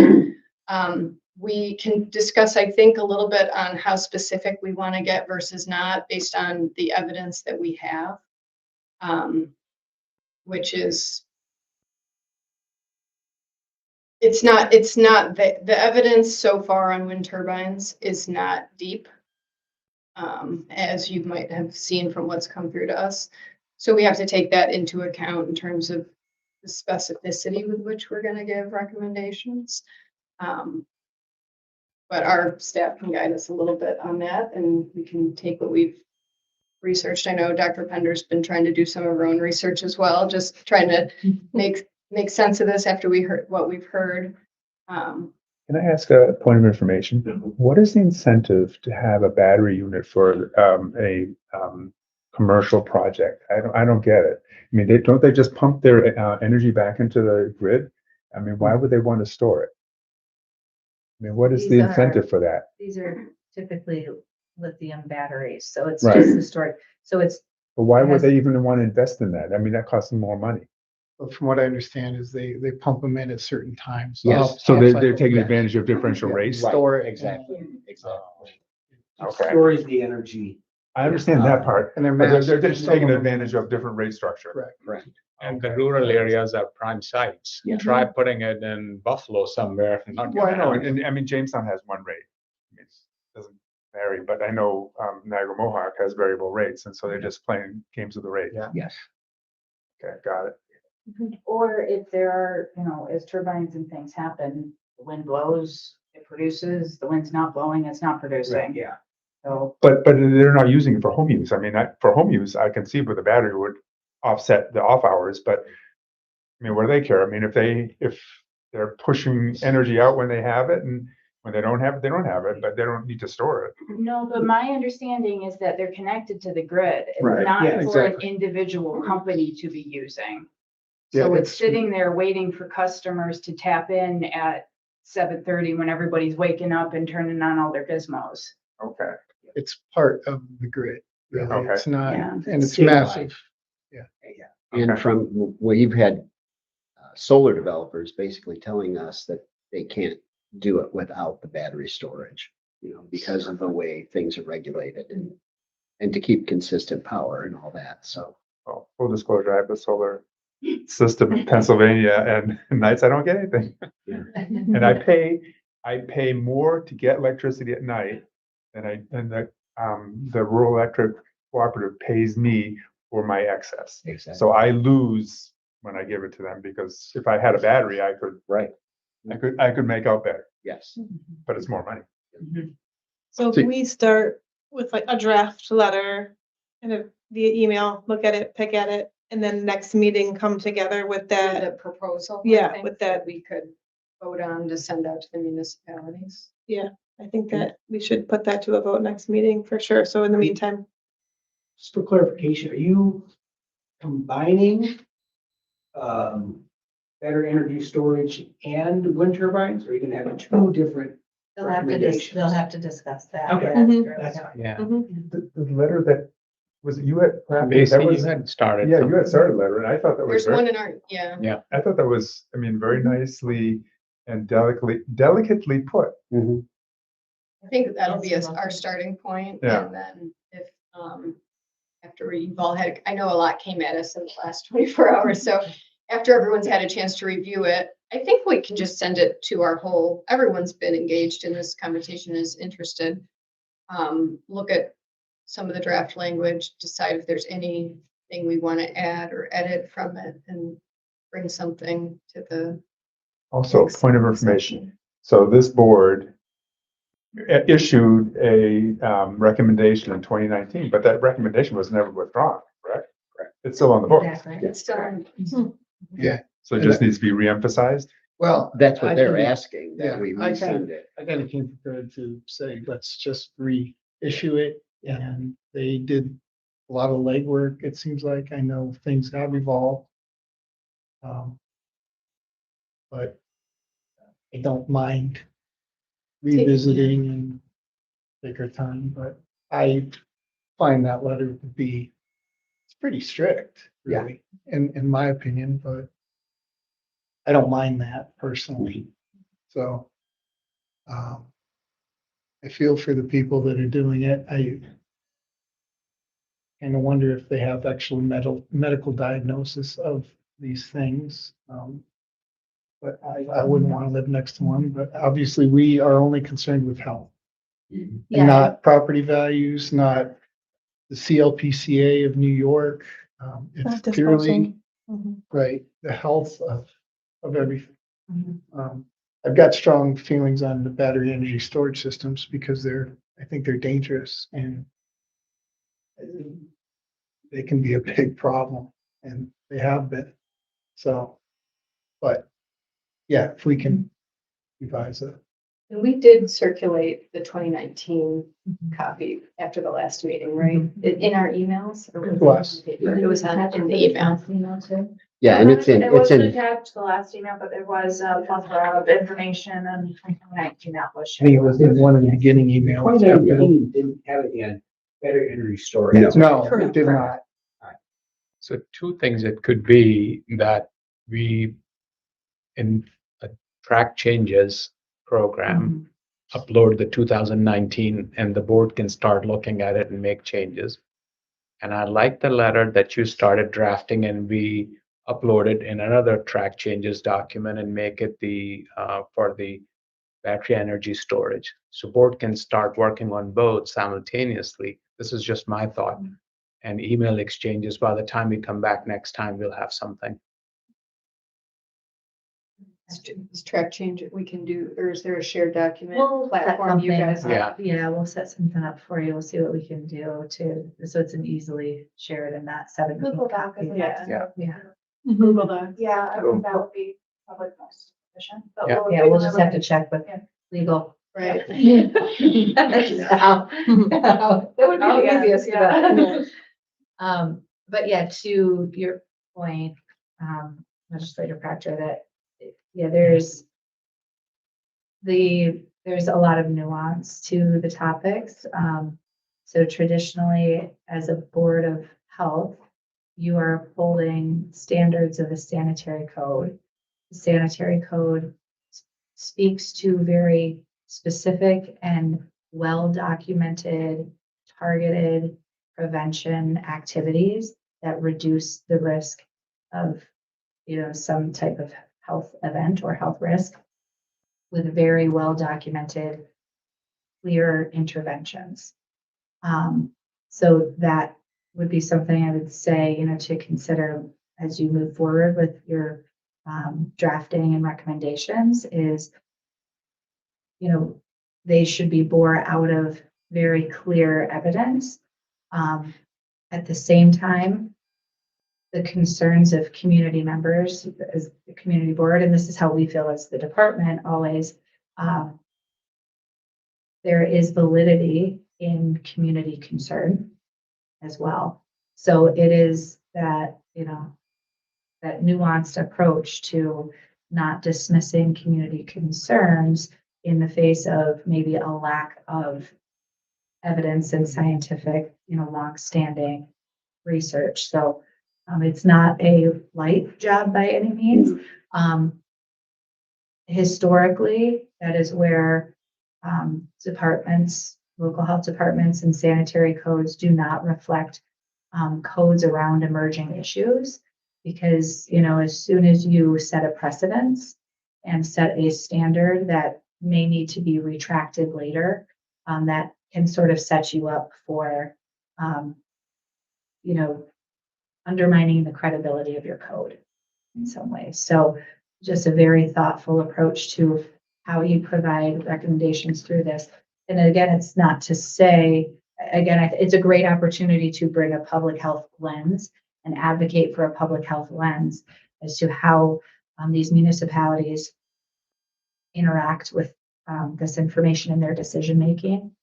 But there are other avenues and other authorities that do have code that this falls very specifically under their authority and code. So traditionally zoning codes, building codes, fire safety codes. So those could all be things that you cite or reference in a letter, so that you certainly can have an advocacy, approach to this without maybe overextending your jurisdiction of authority and sort of historical approaches to code. So that would sort of be our departmental opinion of how you approach that. I think that's well said and thank you. You've got some work ahead of you. We've got homework. So we'll wait to hear from you on the shared document, and then we'll take it from there as a. Yeah, with the intention that hopefully we'll have something to vote on next meeting. Before May 21st. Okay. Financial disclosure, annual filing. It's just a reminder. Just a reminder, Yeah, everybody but has the everyone has request, completed it, everybody's great. If favorite you have- document. If you haven't completed it yet, contact me. I can get you in contact with the ethics. My sense was that health department's holding these checks for mileage until these things are filled. That wasn't a purposeful approach, but I'm making note of this. Well, Wonderful it idea. was more than, seemed like more than coincidence. Unfortunately, I don't know probably enough of the timelines of those checks being cut and things. I Well, would it's have to too check close into to that. ignore. It's all online now, right? We hit submit in there. Do we get some sort of confirmation? I'm just trying to We should, remember if I did. yes. Okay. Yes, you should get a confirmation email. I also have to fill it out myself, so, if there is a mistake made, which I did think when they'll let you know and. Yes, I had to do it 4 Correct times it. last year. I was Yeah. like, everybody, I don't know how, but I was not following directions. Well, sometimes, yeah, it's hard to know too. The county has lots of contracts and. They give you, then they like finally follow up with examples. Maybe you should put this here. And I'm like, oh, okay. That's good. Can I just also make a suggestion maybe for next meeting for the agenda? Can we discuss or just get an update about measles? I know we had a public concern a few meetings back, so I think just discussing that, I think would be wise. Just as everyone returns from Spring spring break. break in Mhm. the Carolinas. Yeah. Mhm. We typically do a bit of a little social media push before each of the spring breaks for these types of things. There's some other things too. So are there specific things that you would be looking for, like data? I think just that, yeah, like, well, maybe not so much data, but like, which would be great. I don't want to put tons of work on you guys, but more of if we're ramping up any initiatives, any vaccination clinics or outreach that we're doing in our county. Perfect. Where citizens reach out if they're concerned about it, would Mhm. be helpful for us to know, but also the public. Yeah, it doesn't need to be lengthy, but just a little update on what type of messaging we're sending to. We will do that.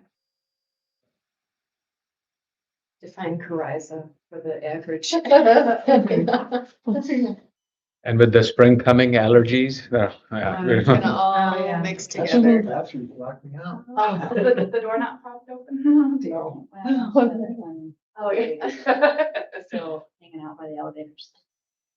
Shall we have, you ready? Yeah, Okay. absolutely. Sherry. Okay, I'm gonna stand over here. So I am here to talk to you about our community health assessment and community health improvement plan. But before I get started, I just want to thank you, all Board of Health members, for the work that you're doing. You're here on a Thursday night every other month, spending your days and signing on for the 6-year term. I know some of you are serving multiple terms. And so I thank you for that. I'm wearing this shirt, Public Health Work Matters. The work that you're doing here matters. So thank you. So we're here talking about the 2025 to 2030 Community Health Assessment and Community Health Improvement Plan. And this is something that is a requirement of local health departments. And it starts, I'm going to back up just a little bit. So before we get started on our assessment and improvement plan, every few years, the New York State Department of Health conducts a state health assessment. And then with that information, they develop a state health improvement plan. Born out of that is the New York State Prevention Agenda.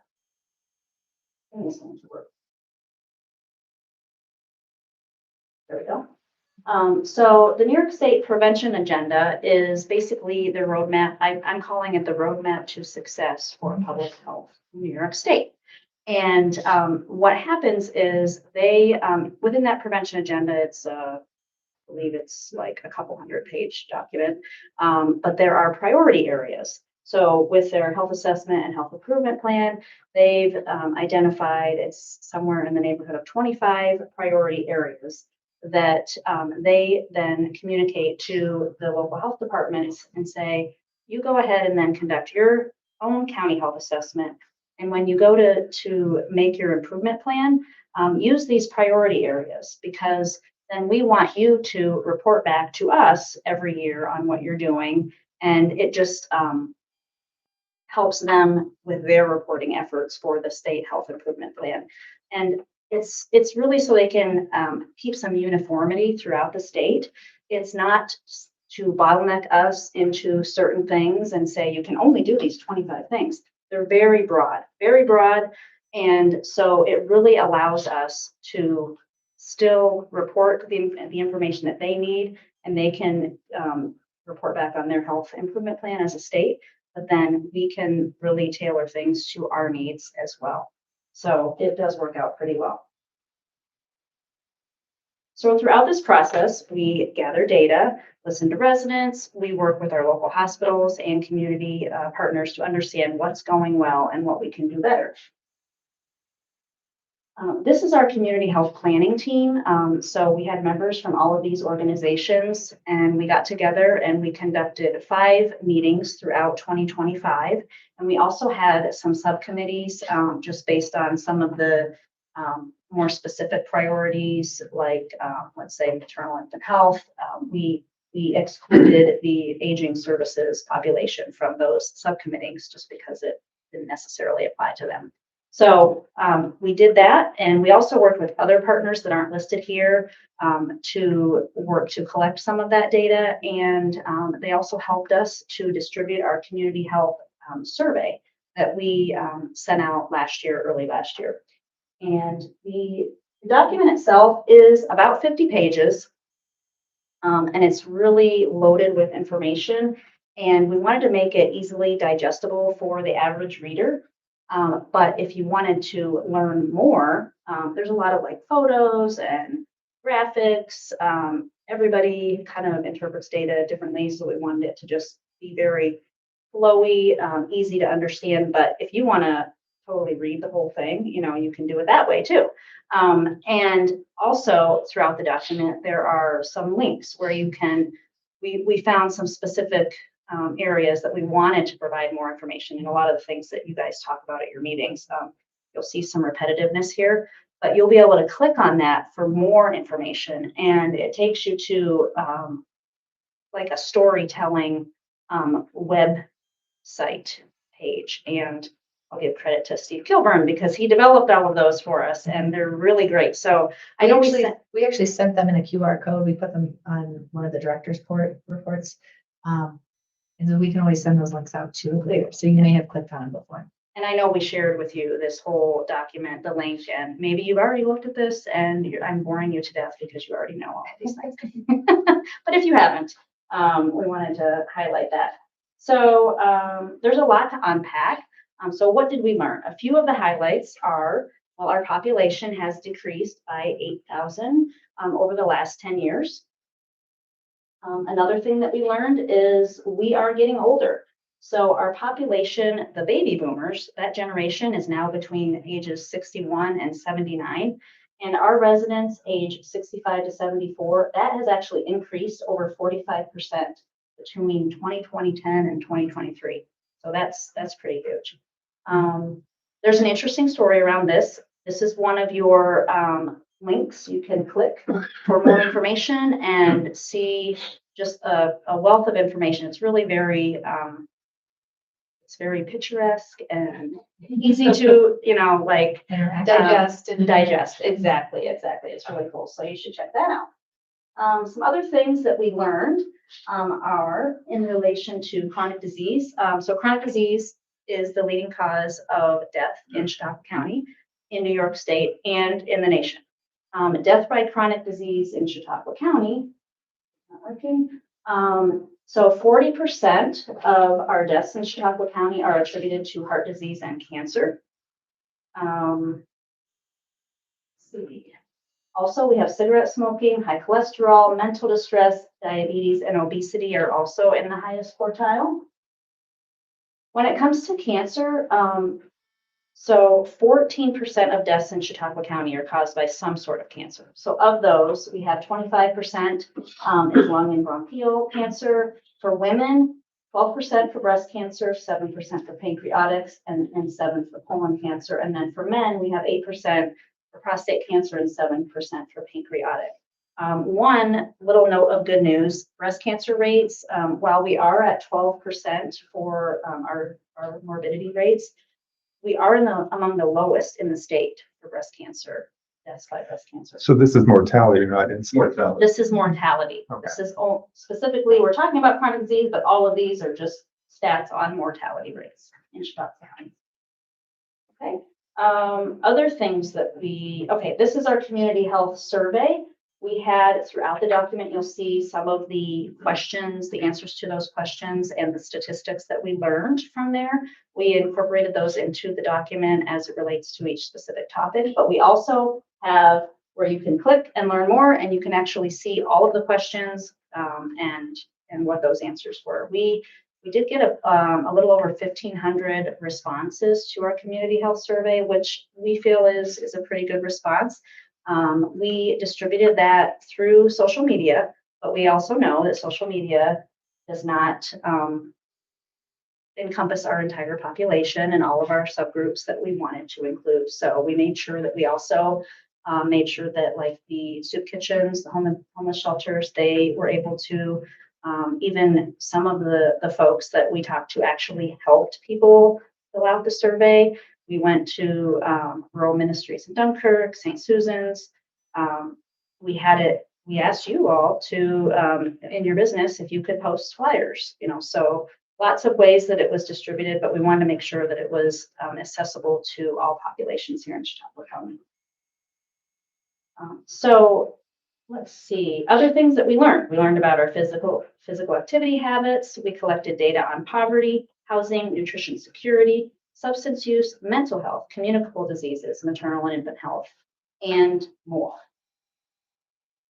So now what I want to do is just briefly talk to you about our community health improvement plan and the topics that we selected and some data around that.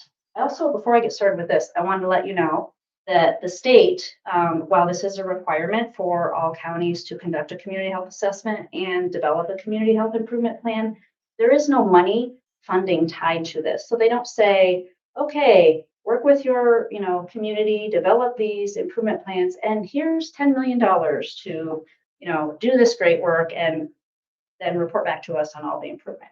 No, there is no money tied to this, no funding tied to this. And so what we are doing, which is what we should be doing, working with our community partners and saying, okay, what are you working on? What are you seeing? How can we work together to make some meaningful change and move the needle a little bit? So with that being said, now I'll move forward here. The first thing that we want to talk about is tobacco. And our smoking rates have improved over the course of several years, but we are still higher than the state averages. So we're looking at 18% here in Chautauqua County for tobacco use, and the New York State average is 12%. And national, I just saw was under 10. Yeah, Is if it I really? could say, New York State is under 10 now. it is. Yeah, Oh, it is. 9.8. Okay, well, there you go. This is The the reason that those are at the levels that they are is the most recent county level data was, I can't remember the year, but we wanted to compare apples to apples. Yeah. So we hope that our own rates are lower as well, but the point remains that almost certainly we're higher than the state. And thank you, Steve, because he is the brains behind a lot of that. I'm giving credit where credit is due. So thank you. I appreciate it. It was a team effort. Yes. Very team. So as you probably already know, there are a lot of health risks associated with tobacco. Health risks are many, and they're linked to 80% of lung cancer deaths linked to COPD, and cigarette smokers are 2 to 4 times more likely to get heart disease than non-smokers. So our goal is to strengthen restrictions and policies within Chautauqua County Sanitary Code with the goal of reducing access to tobacco and e-cigarette products. So as if you haven't heard, which I'm sure you have, you oversee the Chautauqua County Sanitary Code. And so this will be topics of discussion at future meetings. And Steve Kilburn, again, policy and planning will be, talking more about what the future looks like there and bringing some suggestions to the table so that you all can talk about that and see how we can improve some health outcomes in that area. Prosperity with a purpose, right? Okay. Next, we're going to talk about lead paint. So lead paint poisons kids. We know that it causes a host of issues like permanent learning and behavioral problems. It only takes a small amount of lead to poison a child, as you can see from the infographic here. Lead can be found in a lot of different sources like soil, lead, water pipes. It can be even found in some toys, spices like cinnamon, but the number one cause of lead poisoning in Chautauqua County is lead paint. So that's why we're talking about lead paint. So let's take a look at our housing stock. Homes built before 1950. Now, lead paint wasn't banned until 1978, but we're using 1950. So in 1950, it was very widely used in 1950 and earlier. From 1950 to 1978, let's say it was used less. So they were starting to phase it out. And then in 1978, it was completely banned. So you can see here, Chautauqua County rates. Our homes built before 1950 were at 48%. The New York State rates are 37%. And then 14701 zip code, so Jamestown, 54% of the homes built in that zip code were built before 1950. So that is pretty significant, so much that New York State Department of Health identified 25 areas of concern for lead paint, and Jamestown was one of those 25. And Chautauqua County, or Jamestown, in the health department, received funding to implement a lead rental registry. And so we worked on hiring some staff last year. You've heard a little bit about this probably in the past. Jessica's team has been bolstered a little bit. We're working with the city of Jamestown. They've received some funding too to work on this project. And what it is it will require that rental units in the 14701 zip code that have 2 or more units. So if it's a single family home rental, that's not included. It would be 2 or more units in a building, must submit to a lead paint inspection every so many years. And this is really great news because, let's see, well, let me just get to the goal first. So our goal is to improve housing safety by increasing the number of homes tested for lead. And we're going to do that in part through the lead rental registry. But we'd also like to, inspect more homes outside of that 14701 zip code as well. But the thing that I wanted to share too is, on average, annually, about 60 kids in Chautauqua County are poisoned by lead each year. And those children are primarily in the Jamestown area. And that's no surprise probably, just because I showed you the figures of the older housing stock in the city of Jamestown. And what's happening is children it's recommended that they be tested at ages 1 and 2 for lead. And so the pediatricians are testing them and they're testing positive for lead. Then we get a referral and our staff then goes into the home and figures out where this lead is. And, oh, well, here's your lead paint. This is the source. Our nurses are talking with the families to figure out how we can bring the lead levels down. We're using our kids as lead detectors, and this is wrong. Like, this is so huge that we're able to offer this lead rental registry, because we're going to be able to go into the homes and test the home for lead. That's the first test, not the kid for lead. I mean, it's great that the kids are being tested for lead. That needs to continue to happen, but the home being tested so that the child never has to have that high level. That's the gold standard that we're looking for. So it's really great that we're able to, Can I just interject a quick story here too, to highlight that again, this work is happening. Obviously, we do a lot of this work now, but naming this and sort of claiming it in the improvement plan helps to ensure that we are filtering this through all of the different services and programs that we do. It really sets it as a priority area for the whole entire department, not just Jessica's team. So to highlight another, recent win that we saw come out of this, we work very closely with, like I had said, community-based organizations that support the growth and development of children. One of those being JCLC, the Jamestown Children's Learning Council. And we work so closely with them, and part of this is the education and bringing awareness around this topic, that a coordinator who is doing sort of, unrelated, just growth and development work with a family and child. That family of, both the mom and the dad, they were helping them to, get on their own 2 feet and move out into a home. The coordinator of this unrelated program had said, hey, this is a really beautiful old home in the city of Jamestown. I've heard about this lead programming stuff and some of this lead exposure for children. I would never want to see something delay the amazing development that we're seeing in the baby here. Could we have your house checked for lead? I'll provide the referral through our work. Someone from Anna and Jessica's team went out, sure enough, loaded with lead in this house, detected before the child had moved in and was exposed to anything there. So the lead rental registry, again, just like the waiver program, that's one, sort of means and one objective, but the trickle down effects of just the awareness that it raises and the PR that comes around these things helps to improve outcomes in a more ripple effect way. So just wanted to highlight. Yeah, no, thank you. Thank you. So we'll go on to the next improvement plan goal. So this is surrounded by breastfeeding. So our breastfeeding numbers are lower than the state average. Right now we have listed here infants fed any breast milk at a hospital, and we are at 73%.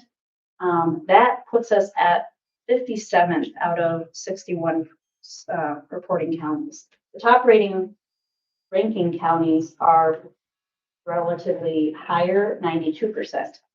Then we get into breastfed infants at 6 months, and we're only at 20%. We get these numbers from WIC. So it is apples to apples comparison, though. They're the WIC numbers for both Chautauqua County and the New York State averages. We are 53rd out of 59 counties that report that, and the best are reporting between 50 and 70%. So breastfeeding is very healthy for mom and baby. Healthy for the baby, it causes, or it allows for less illness, less risk of SIDS, risk of obesity, type 1 diabetes, and leukemia. And then healthy for mom, less risk of type 2 diabetes, cancer, postpartum depression, and usually quicker healing time too. So lots of benefits there. Our goal is to increase the number of certified lactation consultants and expand access to breastfeeding support for new moms. We know that if you're a new mom breastfeeding, when you are discharged from the hospital and you're having some problems with that, navigating that, you're going to either continue to do it or not within the next couple of days. I mean, there's a very small window of opportunity and so we want to make sure that that the new parents know how to get that support and that we have the certified lactation consultants available to provide that assistance. We do have some certified lactation consultants on staff here. Some of our staff go to the UPMC Chautauqua maternity ward a couple times a week, talk to the moms, let them know that they can reach out. And then we also have our Welcome Home Baby program. And this going back to the spectrum piece that Lacey was talking about earlier. It was really nice. We'll send you the link so you could take a look at it. But we were able to identify a mom that was participating in our Welcome Home Baby program to to kind of tell her story about how great this is.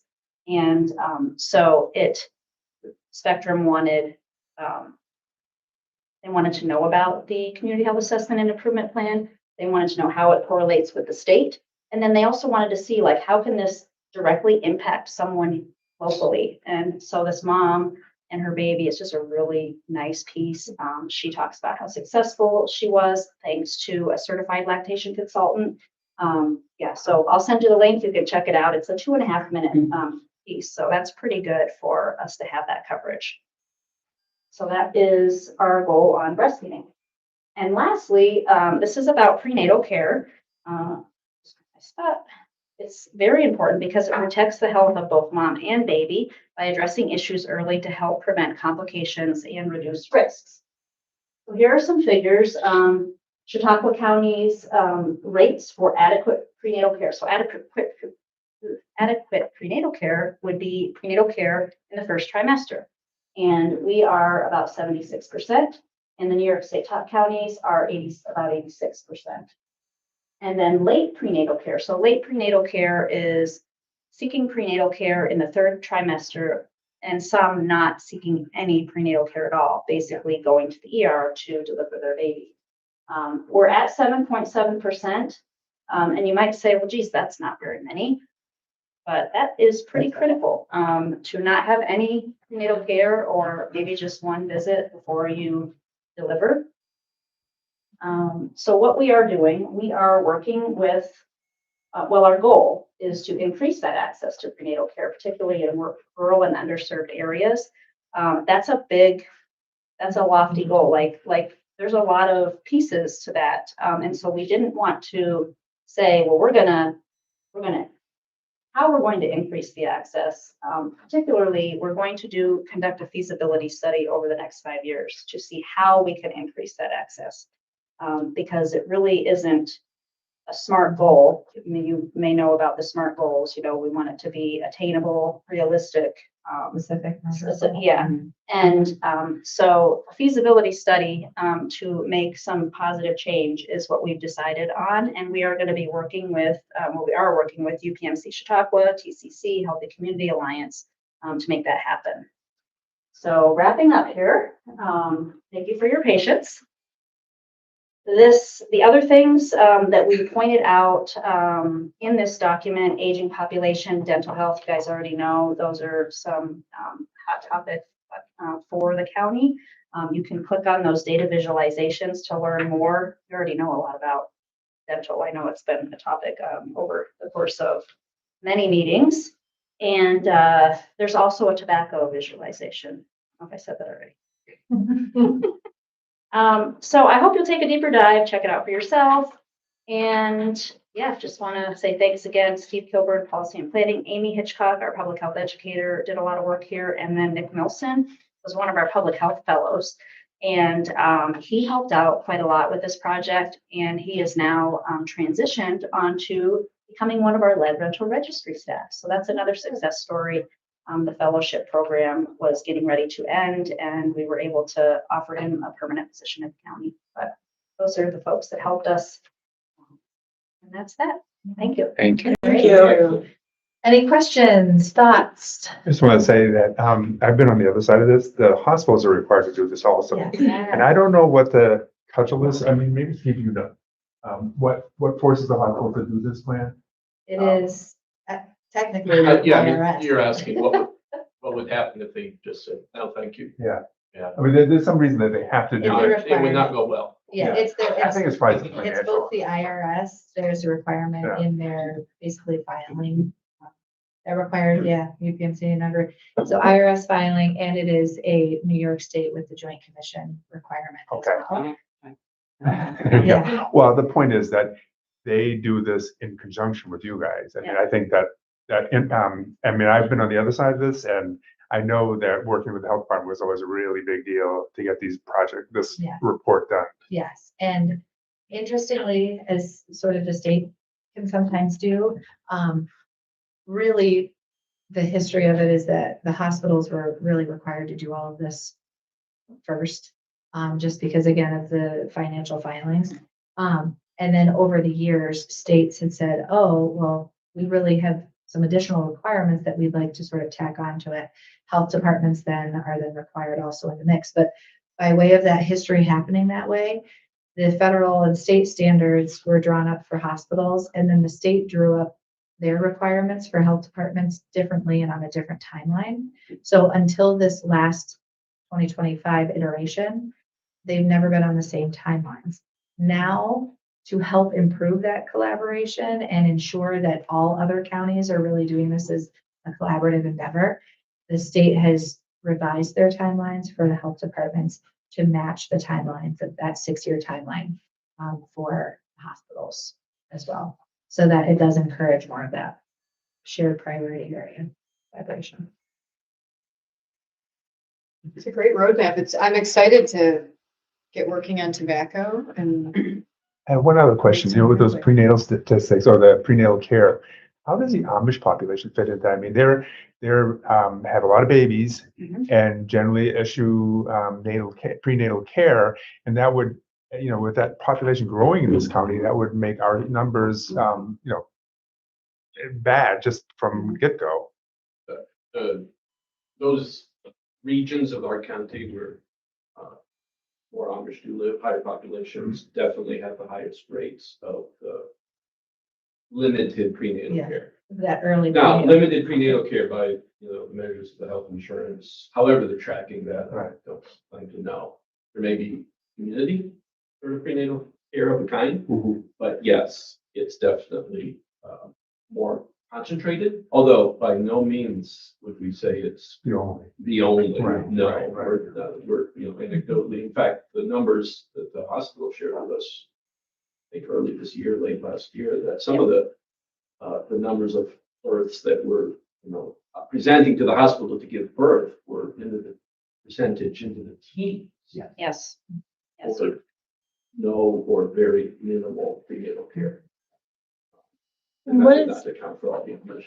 Is reason, 300 or is it a lot of reasons? 39 births last year. Or is it mostly like limited access or limited? Multiple, it's a lot of the social it's determinants of 639. things, So, so transportation. Transportation. And just access, even then if you do have transportation, there's limited prenatal care services down in the community. And then there's an additional sort of unique sublayer, just around sort of lifestyle and stigma of seeking care. If perhaps like you're a substance user, there's quite a bit of data that would suggest that you avoid seeking care for a number of Not making reasons. it a priority necessarily. The mental health unit is doing some prenatal. Instilling a new program, aren't they? with I don't know, my wife, I don't have to test them about. The Counseling. the birthing unit, the PMC Chautauqua has Oh, dedicated okay. staff Yeah. and program around Okay. moms who are maybe chemically addicted. Yeah. Yes, That's what I think. here they hired, I believe, really made a great effort to overcome, what is a kind of barrier for a lot of moms to get the care that their babies need. I remember when, at the beginning, they wanted to ship them all to Buffalo. Buffalo said, we can handle this. And then they found out that with the psych, working together with the Department of Psychiatry, they could do better themselves. Mhm. And the mental health department, the mental health, okay. Aaron, in our North County, there's no labor and delivery hospital, and so the whole prenatal care process falls apart. Right. I told you guys last meeting, we had a couple family medicine doctors take on OB like 6 months ago, and they've already delivered 60 babies. It's been growing. I mean, they can't keep up. Yeah. So. I know my wife's office, they see over 100, like 120 a day, and with Warren closing, Yeah, it's just gotten worse. So where these family dogs delivering? they delivered Oshai. So they do all the prenatal care in Dunkirk. Okay. And then make a plan with the women to go up to Oshai. I for see. delivery. Okay. So. Yeah, that has been a lifeline, specifically for the North County. Yeah. Because, I mean, you just imagine, this is anecdotal, although there is, there are some real data points associated with some of this too, that when the system is really set up around the labor and delivery, unit in a hospital, so that's no longer in the North County. So that could be contributing to reduced rates of seeking prenatal care. So now prenatal care is typically where complications are screened for and prevented. And so now you may have a complicated birth that is an emergency. And so now there's an emergency situation with a lack of care and connection to a provider. That you have to travel to Buffalo. That you have to travel to Buffalo or call an ambulance for to get from the North County to UPMC. And now, what type of system is, an emergency service set up for? Not really delivering babies, So it is sort of this cascading ripple effect of things. And all the reasons Sherry said, for really studying, Yes, exactly. it might seem, start a clinic here, do this there, but that isn't always the immediate answer. So we're going to be careful and make a difference. And we are not alone in this. It's a statewide, it's a national issue. The farther you are from the bigger cities and centers. And a lot of it is tied with the reimbursement in New York State. That's why we can't recruit physicians or nurse practitioners, hospitals closing floors, so. Yeah. Quite complex issue, as you all know. I took one woman to the hospital a few months, well, several months ago. She hadn't been feeling well and they'd been homeless and they were settled. She gets back in the car and says, "Oh, I'm gonna have a baby in 2 weeks." This was her third pregnancy and she didn't know she was pregnant. Oh, yeah. She was totally blown away. I would have. I saw Dawn. There are I those know. pregnancies. I know, and every Yeah. pregnancy I knew is every so freaking different minute for of it. every woman. And, yeah. It's a neat topic and I'm really excited about the feasibility study approach because, one thing that we're just more and more evidence, is affirming, is that children's health is really, an offshoot of the mom's health. And even before the mom is a mom. So it's really a women's health issue, which is, finally gaining some traction, in the, wider conversations and things. So this approach has the opportunity, because of course, prenatal care is tied to just general routine annual, OB, but the GYN care. So it's an important matter and has a number of different layers of implications for our community. So if you do have further questions, of course, you always email us. We will get a lot of links out to you, and Dr. Pender, we'd be happy to send as part of our email the link to the dental council meeting for you on your behalf. So we'll get those out to you and follow up with any questions. We'll get a shared document together for you as well. Excellent. Thank you. Thank you. Can I have a motion to adjourn? Motion to adjourn. Let's go. Thanks, Mel. Sure, we have that one. Houses, like percentage. Mike on. Dr. With a Holland. ledge, yeah. So